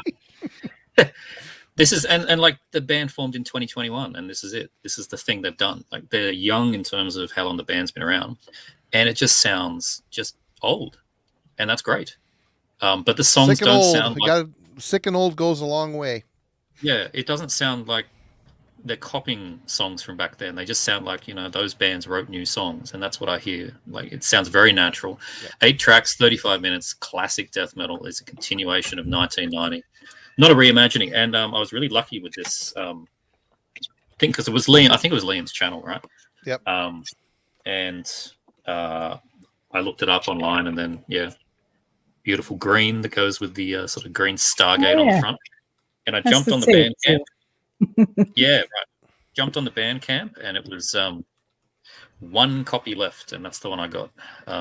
They did 100 copies on this Macho Records label. Like, I think it's just themselves.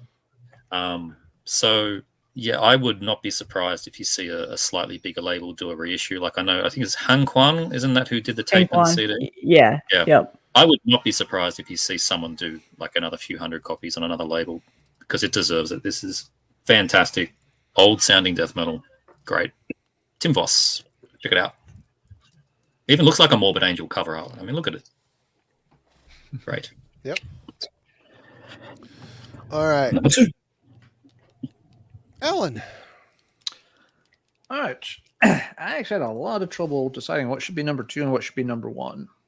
So it's almost a coin flip between these two. So I've made my choice. I won't be surprised if it's different by the end of the year. However, for tonight, at least, number 2 is the Unpronounceable Colton Hexon Cybeoth Number album. 2. Wow. Okay. Number right 2. I love this album. This was this is my introduction to the band. I had seen the name, but I never checked them out. But when the promo turned up, it's like, oh, I just wanted to hear what they sounded like. And I heard it, and it was just one of those things like, holy shit, I should have checked these guys out a long time ago.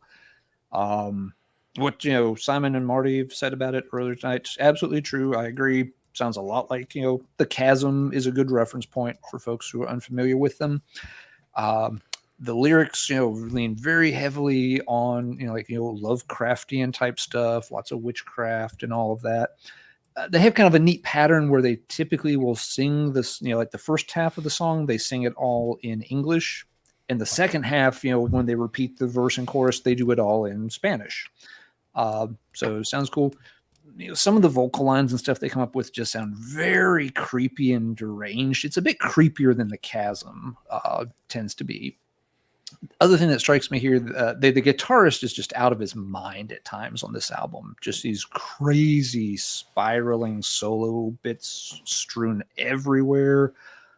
That just really helps put it over the top. So that, because yes, it's got, that kind of, cavernous, murky, death metal sound to it. But then you got, these, just, crazy guitar leads, bouncing around on it though too. And it works really well. It reminds me in that regard a little bit of like a classic Saint Vitus, where you'd have, them making, this very dense wall of doomy sound.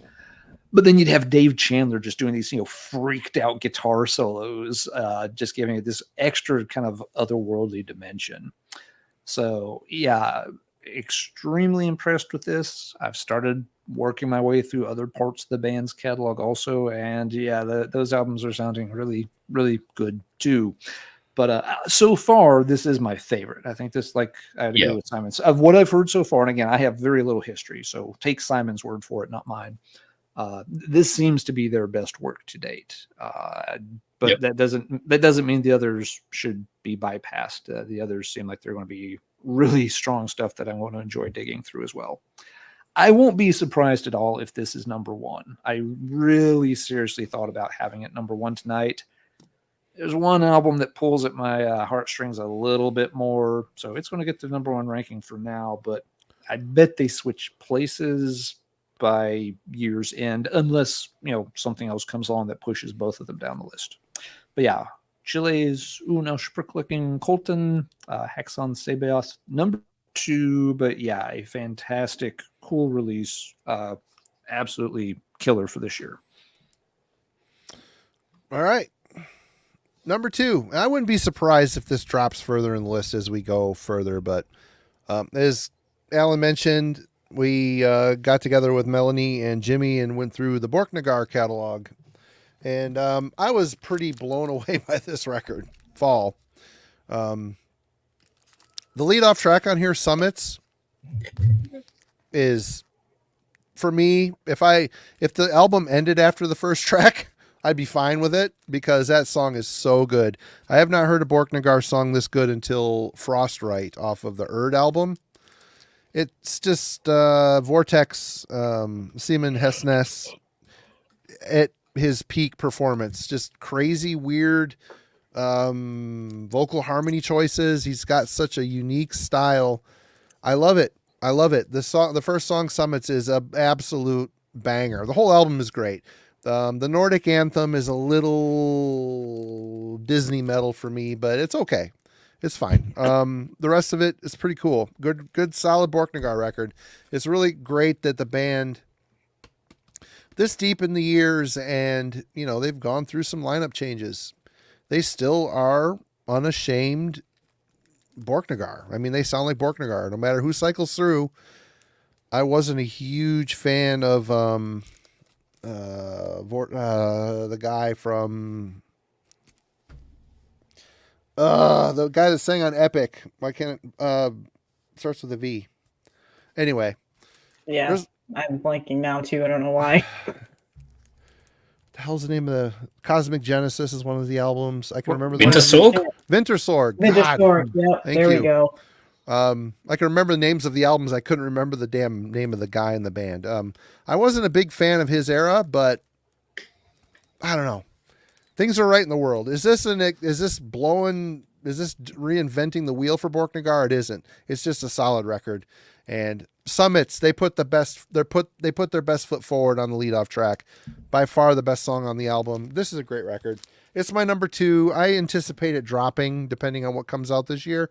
But for right now, yeah, I dig it. Agreed, CBN. Vortex rules. And check out his solo album, Stormseeker. I love it. It's so good. It's a full album of just him singing. It's great. All right. Melanie, you're number 1. I can't believe that, Marty. I'm so happy because this was my number 1. Right on. Wow.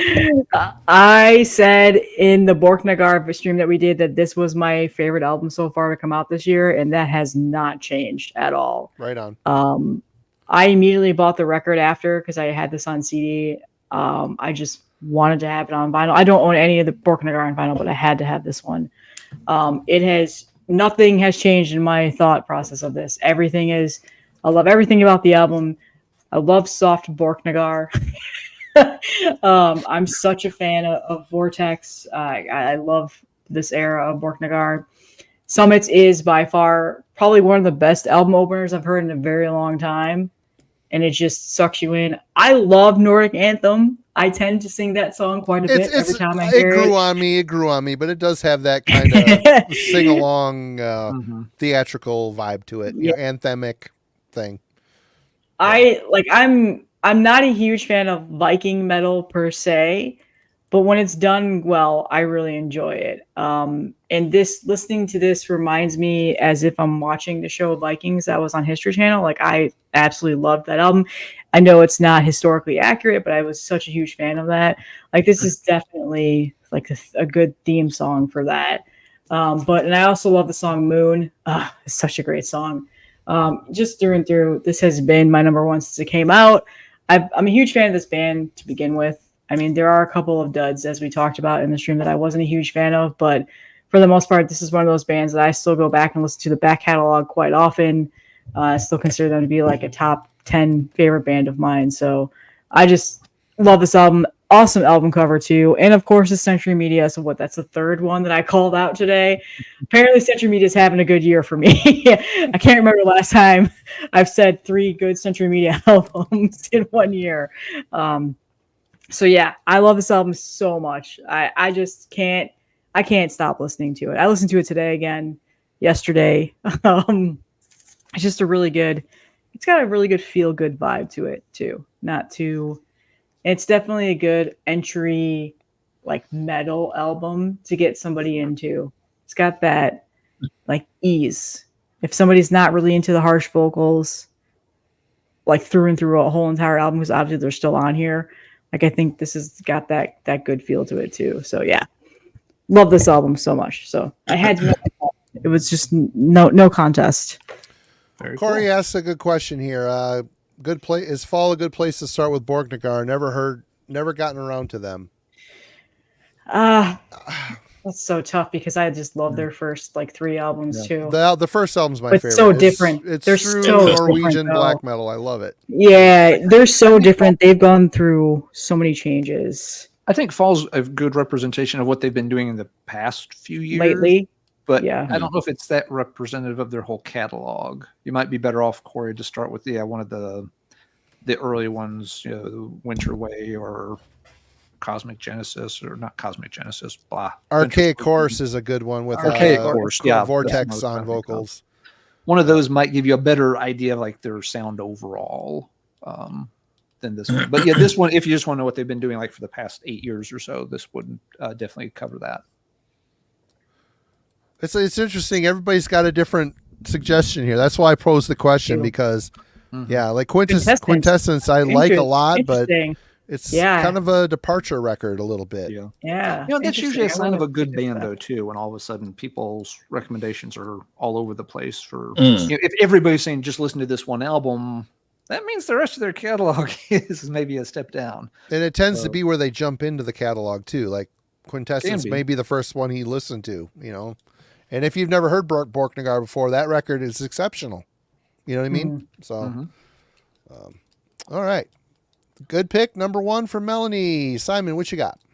Drum roll. All right. Before I show it, I thought I'd mention a couple of things that are coming out that could upset my list. The new Hyperdontia I've heard on the promos, and it is on its way to me. I should have it Monday. We will see. The new Obscene is out today. I've liked their previous albums. Sort of a Sphinx Mark II. We'll see where we get to with them. But the one that's really impressing me from promos, which I had no idea what the hell that was, and it looks like, weird stoner doom from the cover or something, is Octoploid. I never got around checking it out because it does look like stoner doom. Yeah, it does, right? But it's not that at all. It's more like your sort of prog leaning kind of thing. But basically, it's a bunch of amorphous people doing elegy kind of amorphous. And the real killer for me on that, when listening to the promo, was that the second track has the original vocalist from Amorphous, the other Tommy, and he does his growl vocals on a track that sounds like it's somewhere between like it should have come on Elegy. So it got me like the goosebumps kind of thing going on when I heard that track. So yeah, that Octoploid might upset my list a bit, which is a big surprise for me. So anyway, that as it stands, my number 1, is the Engulfed, which, as Marty said, fucking ferocious album.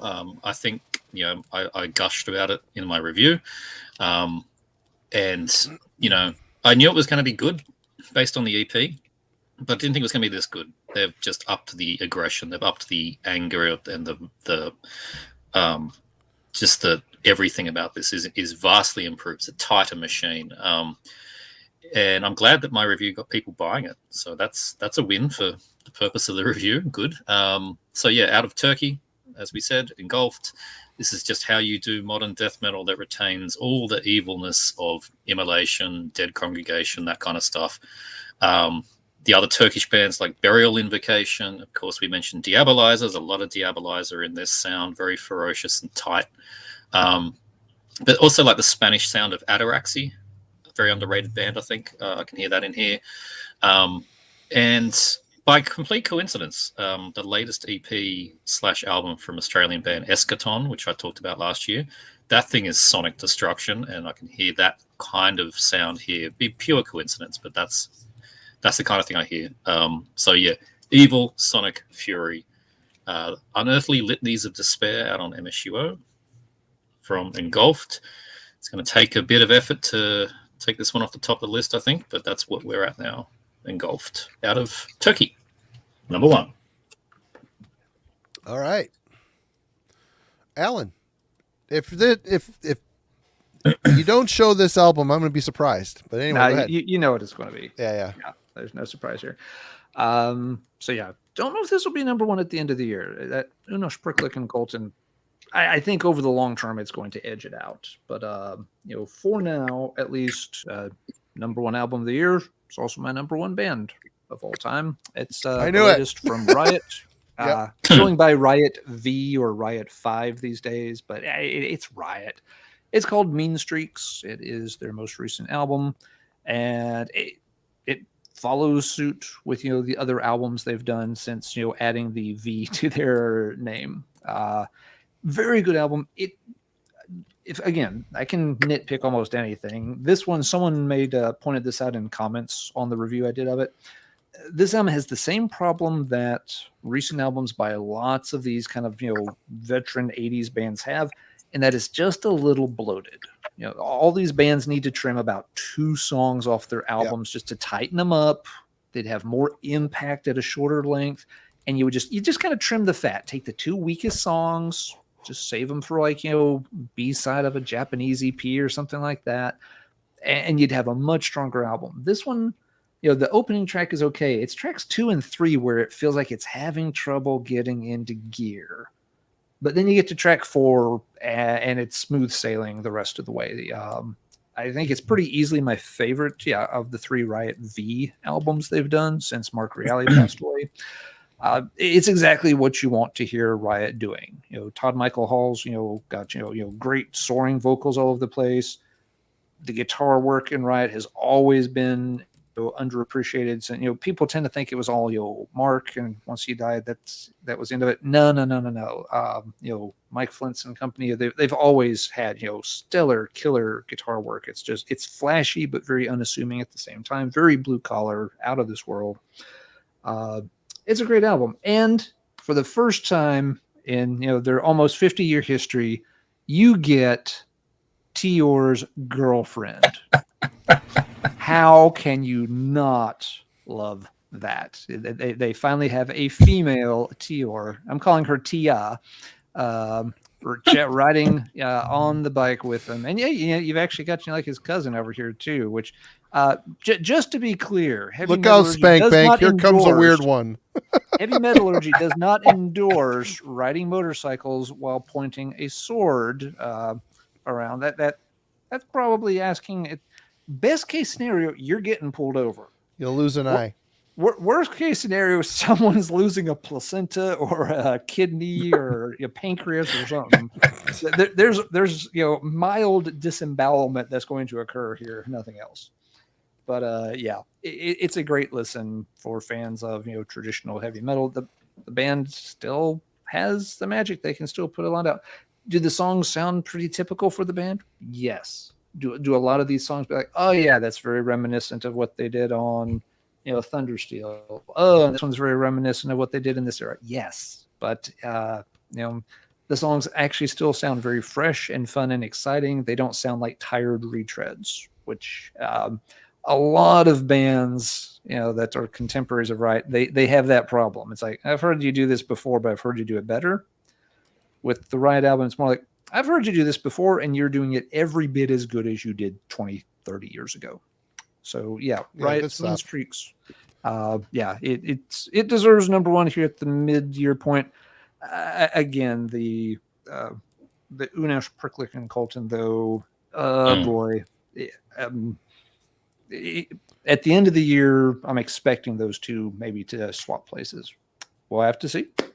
But, Marty, let's wrap this up with number 1. And then, yes, Simon had a good point. We maybe want to talk about a few upcoming things we're expecting, and maybe some things that disappointed us this year, too. But let's let Marty finish his top 10. Got one for that. I bet we all do. Go ahead, take it away, Marty. All right. Well, for me, I'm back to Rock of Angels Records. Belgians, Throne of Thorns, Converging Parallel Worlds. This is their debut album. Looking at the cover, I'm spinning it for 2 seconds. I'm like, it's very proggy power metal, but which I've gone on here railing. I think the cover tells me what it sounds like. They've got a really good singer. He's not like an operatic singer. He's a very earthy singer. Really good, soulful crooner. The music on here, the way the keyboards interact with the riffs, the guitar work, it's a very well constructed album. It's Atomic Retribution on here is probably the best song. It is amazing. It's like my kid even is like, Dad, that song rules. I'm like, it does. And he's been listening to this too. It just takes one or two songs to stand out, and then you start realizing how well composed the album is. This isn't leaning into the cheesy realm of power metal. This is you could tell they're like old dudes that are very good musicians, got together and composed an awesome proggy heavy metal / power metal record. I don't get the cheese on here. It's just very mature. It's a very mature record. And there's a couple songs. The Stormmaker chorus is a little lackluster, but the rest of the song is really good. I mean, there's little things here and there that are like, oh, that could have been better, but then they go into a music break that's fantastic. So, I mean, there's been a lot of things on this record that keep pulling me back into it. So that to me speaks that it's something I've been listening to it ever since it came. I mean, I heard the promo and I bought the record as soon as it was available. So, yeah. I don't know where this is going to land at the end of the year, but Throne of Thorns from Belgium, this is a great album. Converging Parallel Worlds. Awesome. If you're into power metal or heavy metal, proggy metal, this is a good one to check out. Seriously, check out Atomic Retribution. It's an amazing song. Great singer. Love it. My number one at the midway point. So, yeah, there we go. We've chimed in with our sauce. We've displayed the secret sauce. We have. So yeah, Simon kind of gave us a good lead in there to kind of a strong follow-up question. Only halfway through the year, more stuff is coming out all the time. Are there some key releases each of us are waiting on that we anticipate could crack the top 10 in the next 6 months? A new Nile. See where the new Nile goes. The last Nile was fantastic. Yeah, I'm kind of nervous about it because they released that poop song. And I'm like, what is this? Why are they being goofy? But their last single that they released this week was good. Mm-hmm. So okay, I haven't heard that. But the Vile Nilotic Rites or whatever was like, I kind of tuned them out for a while, that band, and then that one just blew me away. I was very late comer to it. Very fresh sounding. Took me way back to like, in their Darkened Shrines era, like much better. I'm looking forward to the new 1349. Oh, right. Okay. It's coming out. Cool. I haven't thought about it much. I'm not really even knowing what's coming out. So whenever we get promos, I'm surprised, I'm like, oh, wow, this is cool. Let's check this out. So. And obviously for me, the Black Dahlia Murder, I know you guys aren't into them, but their first album without Trevor on vocals. So, and the first single that came out is pretty good. A little bit of an emotional thing for me personally, but still looking forward to it. I'm just, I'm happy that the guys are still, making music and it didn't ruin them after he passed away. So, had a good proof song. Yeah. They do it quite a bit. If you go back to the early stuff, there's like lots of semen songs, and they just like bodily fluids, I think. Yeah. I mean, Black Seeds of Vengeance. What seed do you think we're talking about? Right. Wheat. What do you think they're talking about? It's those black crunchy things you get in the wholemeal bread. Yeah, that's it. It's like the number 2 export from South Carolina, where the band's from. Oh yeah, that's it. Yeah. I did have. I do got to mention. Oh yeah, I was gonna say, go ahead. Yeah, go. Yeah, I was gonna say I do have a mention. I should have did an honorable mention for the band Noxus. They just released a new album. It came out like 2 or 3 weeks ago called Violence Inherent in the System. They're a band from Ohio death metal is their first full length. Very, very good. It's got the modern death metal pingy snare that I absolutely love, but it's good. It's a good album. They were in the chat earlier. I noticed. Yeah, so I forgot the previous 10-inch. I've got the 10-inch EP. That was really good. Yeah. And that the Autotomb that you showed, I've got the EP there you years go. ago. Yeah. I need to get that. Still here lurking. Yeah, check it out. Good stuff. I got the tape a couple days ago, so I've been playing that quite a bit. I was a bit. Tapes can be okay. Oh, I was a bit underwhelmed, to be polite, with the new Mortal Wound. Yeah, I liked their demo was great. The split with Gutless, Australia's Gutless, was great. Awesome. But the album's not doing it. It's got too much goofiness on there.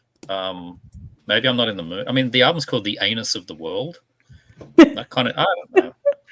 There's a song in there called The Surf Is Gonna Be Bitchin'. And it's just not working for me. Maybe one day it will. I haven't bought it. But at this point, that hasn't worked for me, that one. That Helms Deep, I have not spun. I bought that record. I haven't spun it enough, but that's a good record. Yeah. Oh, that's Sovereign. Oh, I completely forgot that Sovereign because I got it in December. But that thing absolutely rips. Technically, it's 2024. Oh. Yeah. Damn. I think my biggest disappointment so far this year, and it actually kills me, is the new Full of Hell album. I love their older albums. I even love the album that they did with the band Nothing last year, which is so not their style of music. But this album this year just really has not done anything for me. They kind of went a little bit in a different direction. It's not nearly as ferocious and ripping your face off as their past albums. So that was probably my biggest disappointment so far. It might grow on me the more I listen to it, but I have not listened to it since it came out.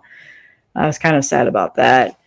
And then one other one, I can only name one other one right now, is everybody is talking about this band on social media, Replicant. It's a transcending obscurity band. And they released a new album this year, and people are just raving about them. And I want to love it because it's definitely a lot of the style of music that I really, really enjoy in terms of death metal. But there's something about it that's just making me not there. Yeah, I'm there with you. I had their previous album and I actually sold it. I wasn't listening to it. I know what you're talking about. Yeah. Yeah, there's something about the vocal style that kind of drives me a little bit crazy. It just seems like he's really forcing it to be the way that it is, and it's not as natural sounding. I don't know if that's what it is. It's one of those things where I have FOMO because I've seen so many people raving about it and talking about it. Wade is a part of our metal Twitter community that we're in, and everybody's talking about it on there. Sorry, Allan. I just can't get into it. I maybe it'll click by the end of the year, but right now it hasn't done anything for me. I remember I bought their previous one almost by accident because I was like, oh yes, that band. I meant to buy the album by Reptilian out of Norway, and I ended up buying that album by Reptilian, and that album rules. But I got Replicant, and it's the kind of thing that at the time I really shouldn't have bought that Replicant because it's not what I usually like. And it proved me right that But the Reptilian, check out that one from 2016. That's great. I can agree with CBN here. I don't know if it's the most disappointing, the new Ultimus, but I would say the most disappointing vocal performance by a legend, I would say the new Ultimus. I think the music on that record is good. It's been out. Yeah, I reviewed it months ago. Oh, you did. You're right. You did review it. Wow. So clearly that did nothing for me since I didn't even remember. Yeah. Came out in Season of Mist. Yeah. But yeah, as far as we're getting promos, but I don't really dig in until it's time for me to say I need to review something. And I'll start digging through the pile. But you should. It's good. Oh yeah, someone's mentioned the new Sanctuarium.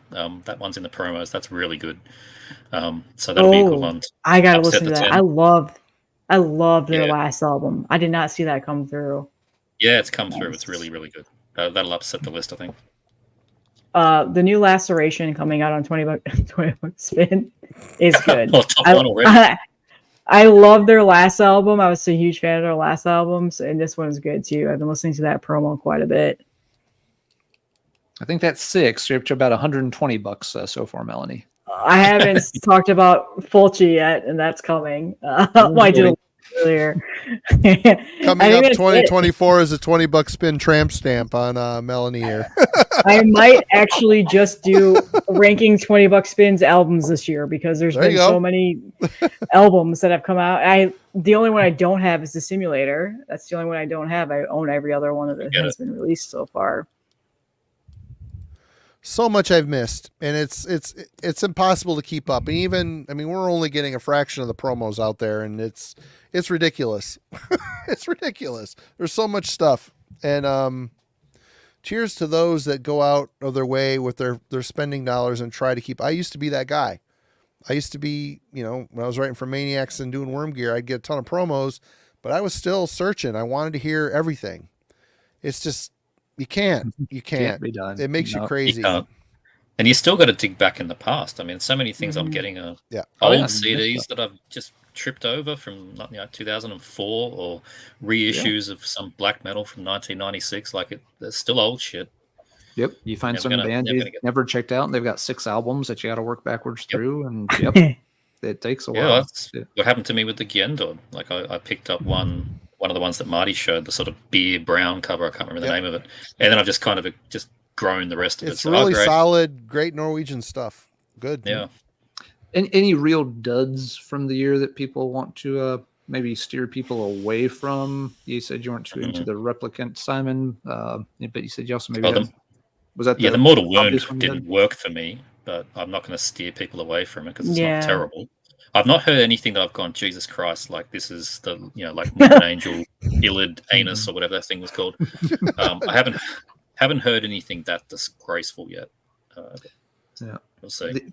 I haven't heard it, but the only one I've come across that's giving off some real interesting vibes is the latest from Pestilence, which... the AI. Actually, you know what? Perception. Yeah. And you just reminded me.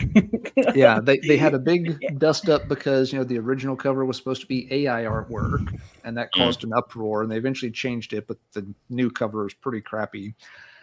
And it's the band re-recording, quote unquote, 12 classic songs, but about half the songs are from the past 1 or 2 albums. It's not like covering their catalog or sticking to the old stuff. It's mostly just songs they've written in the last decade.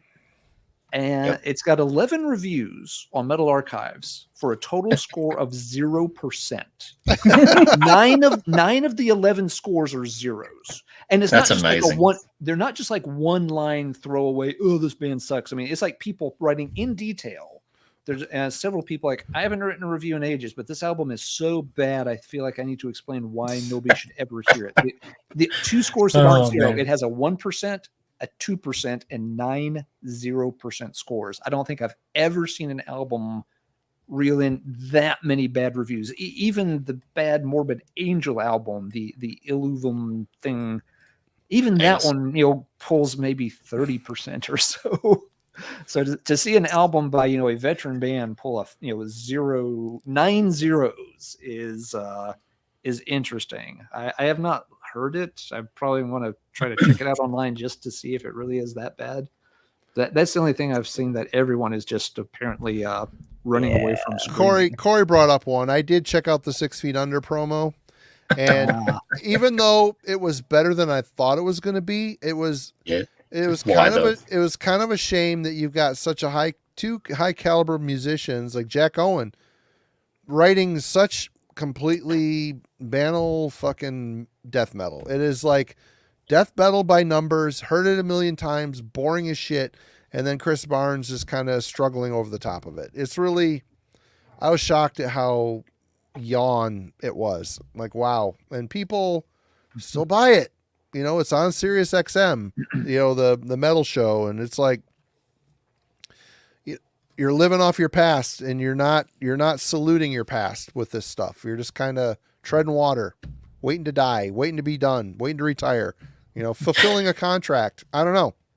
It's he must have signed like a 50-year Metal Blade contract or something. Well, Cannibal Corpse, that's the only label they've been on is Metal Blade. Yeah. So that Chris Barnes probably signed a similar contract for the impact that he made in Cannibal Corpse. But we're supposedly getting a black metal style Bertsum album this year. Oh, I've heard some tracks. It's horrible. It's pretty mid. Yeah. Wait. Who? Yeah, I know. Wait. in Varg. Yes, I'm going to do a review of that. I'm never doing black metal again. It's like worse than it's worse than Umskatar, which I didn't mind, but it's still yeah. There's like elements like it still sounds like Burzum, but it's lethargic. He's forgotten how to how to do it right. I know. I gotta review that. He actively shit on it for a while, so I'm gonna review it. I'm gonna review it for clicks. I'm doing it for clicks. I'm gonna do it. Right on. Oh Christ. I'll just bring up the elephant in the room. I fucking hate the new Deicide album. Like, and it has nothing to do with the album artwork. I'm over that now. They are just doing this to do it. I think at this point, like they've just lost all of their luster for me. And I cannot, like, that is the most downvoted video that I've ever made, by the way. Really? People absolutely hated me for shitting on that record. I think it's got like 400 downvotes, something insane like that. Like, I looked at it the other day, I was like, oh my God, people hate me so much right now. Like, as far as going as other YouTubers were like openly shitting on me on their social media for it. But I just don't. There's something. It's just copy paste, boring, does nothing for me. Like, I don't. They just hang it up. I haven't bothered that one. You know what? Overtures wasn't very good. Mark, this new Nocturnus, Sue reviewed it. I wouldn't listen to it after she did it. I think it's okay. I like Browning's vocals. I just don't like what he does with them. Playing drums and singing at the same time. He follows the riffs verbatim. It drives me nuts, which he still does. But this record, the music is really good. I thought it was a solid record. I don't know if I'm going to run out and buy it, but I did listen to it a couple times and I like it. I think it's good. Yeah. The music's good enough I can overlook the vocals. Yeah, people have been asking about that one a lot in the chat tonight. I've only heard it once or twice, which isn't enough for me to form a good opinion on it. So check back at the end of the year, and we'll see where it lands. I'm giving it some spins, but it just hasn't got enough plays for me to form an opinion. But yeah, it's definitely one people are curious about this year. Yeah. Did you guys check out that new Nocturnus? Simon and Mel? I listened to the first 3 tracks of the promo, and then I kind of got bored by the 3rd track. I actually stopped. Like, I don't know, it didn't. The last album was okay. I sold that on, actually, in the end. The only thing I have from that band is their first album, The Key. Yeah, same. Yeah, The Key is like a top 10 death metal album for me. Yeah. Yeah. So I listened to the promo. And it wasn't anything that like wowed me or made me want to go buy it. I haven't listened to it since, but it wasn't anything that like I would tell people it stinks or anything like that. It's just kind of forgettable for me. Yeah. Favorite artwork? I don't know. The inside cover of that one that Melanie showed was pretty sweet. Good question. The new Dark Throne's got killer album cover, actually. That might be the best thing about the record. Better than Fenris ice skating. No ice skating. I don't know. I mean, the just infernal cover of the Engulfed is pretty good. I mean, it's 2 colors, but it's pretty good. Yeah, I don't know if I like the cover of the Engulfed that much. I think it's too much. There's not enough. God damn it. The Siberys is good. Yeah. Yeah, Siberys is good. Girl, Tior. I rest my case. That is a better Dark Throne album cover, yes. Pretty cool. I think Lee has probably some of the best artists on his stream tomorrow. Mark Riddick being one of them. Cheers, to like Mark. James. Hope you've been doing well. James is incredible artist. Lucas, Shogoth Kinetics, and Lee's just had so many good artists on his channel over the last several months. Brad and just everybody. Moribund Art. I love his art style that he does. So you guys should. I'm excited for that stream tomorrow night. I'm hoping I can tune in for a little while. 9 o'clock around the time. Art talk. Yep. Yeah, it's around the time that's a little bit kind of witching hour for me because my kids are going to bed and stuff. But I'll try to listen to it. Yeah. All right. Any final thoughts on the year? Oh, and someone just asked me. Yeah, the channel for Lee's is called Heavy Art Talk. I'll put it in the chat while we kind of give final assessments on the first half of 2024. Been pretty strong, I think. It's been a good year. Every year's a good year for metal. I don't care what anybody says. You hear people bitching, this year was boring. This year, they're wrong. They're wrong. Yeah. If the people that usually say that are like annoyed that there wasn't a new fucking 5 Finger Death Punch album or something like that. It's rarely people that are looking into these kinds of things. That's but metal was boring because there was no Megadeth album. Okay, right. Usually what I find anyway. Yeah. For me, like I said, I realized it's been a really good year for doom metal releases for me so far. Going back, I compared to my notes from our 2023 show. I do have fewer albums that were like jostling for top 10 spots compared to last year. I had 3 honorable mentions tonight. Last year I think I had 6 or 7, so I don't have quite as many things on my list, but I don't think I've listened to as much stuff these first 6 months of the year as I did last year. So part of that may just be the sample size is different. But there's always quality metal stuff out there.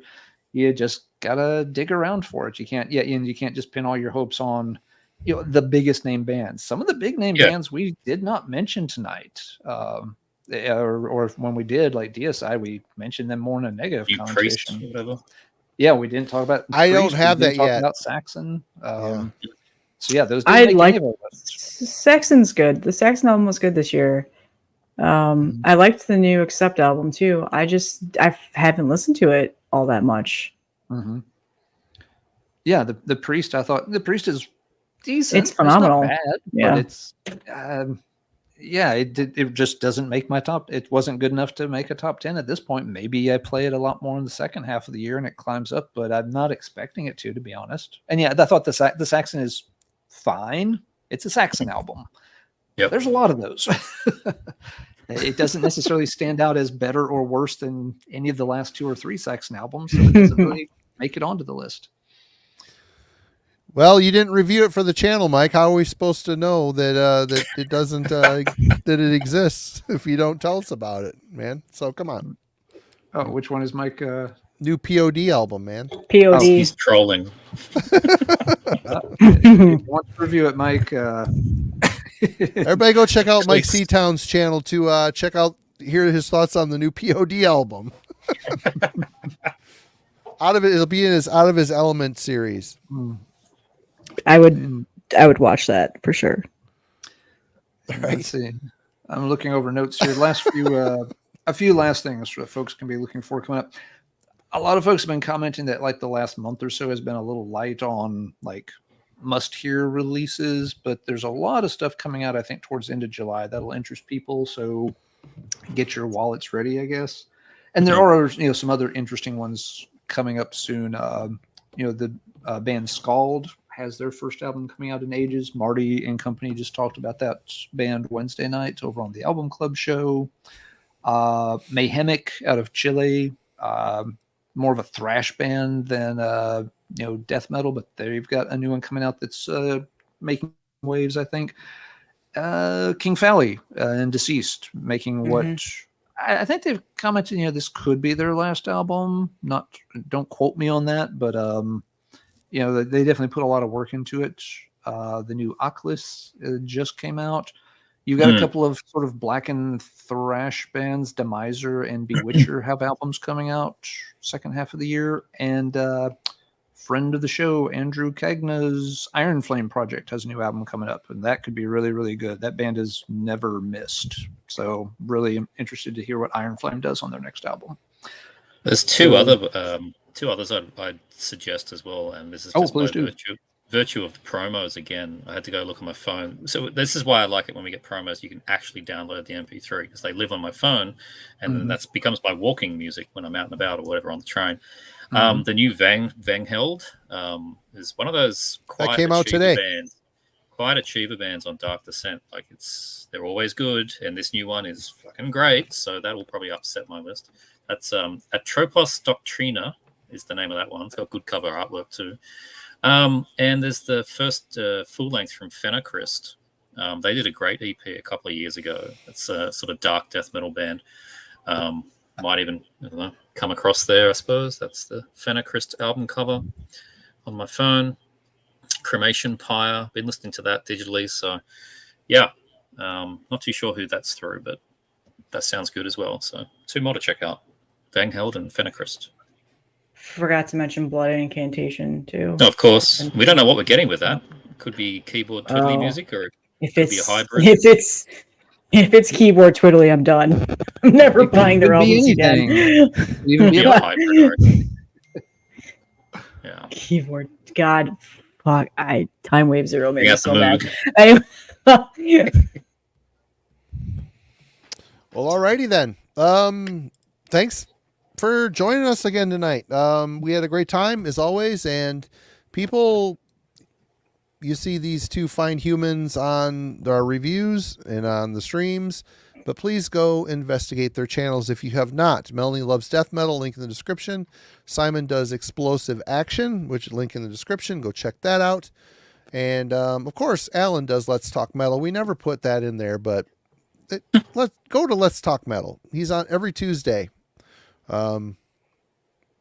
Yeah, and watch our reviews. A lot of these releases we talked about tonight have been covered earlier in the year on Heavy Metallurgy by one of us, and more to come. A weekly thing. Anybody have anything to add before we jump? Agreeing with you and that's my little hot tip. If I review it for Metallurgy, there's a chance it's going in the top 10 because I don't like to review bad things. So same. Yep. Be brave. Nah. Review something that sucks. Come on. It won't kill you. The anus of the world. Yeah. A couple of people have mentioned it. I will try to review the new Orange Goblin album next week. I've been playing that one. I'm about have my head wrapped around it enough to articulate my thoughts. So that's another one that's about to come out, and I am still trying to get to the bottom of this beer because God, it's sour. I'm hoping by Monday there's going to be an Orden Ogan review from me up. There's probably 5 of you that care. I don't care. I'm still going to talk about it. So that's coming.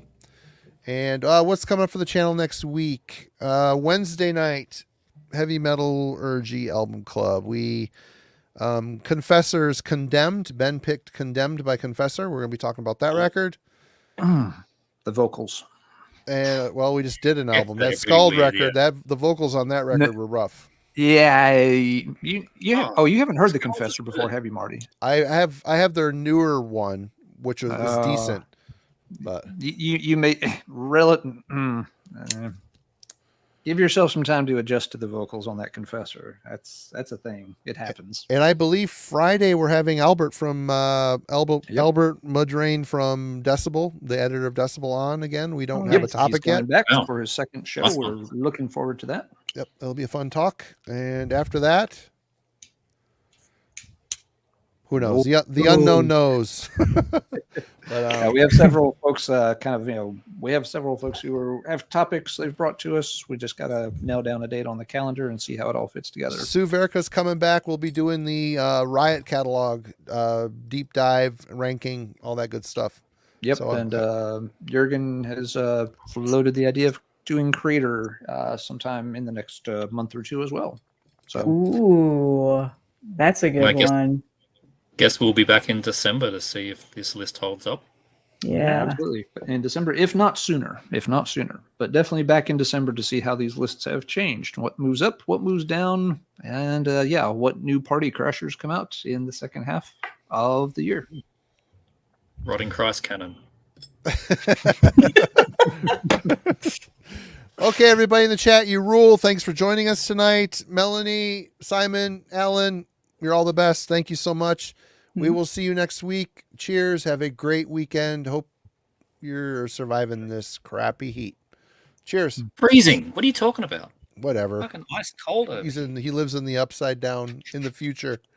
Cheers. I like my Borknagar soft.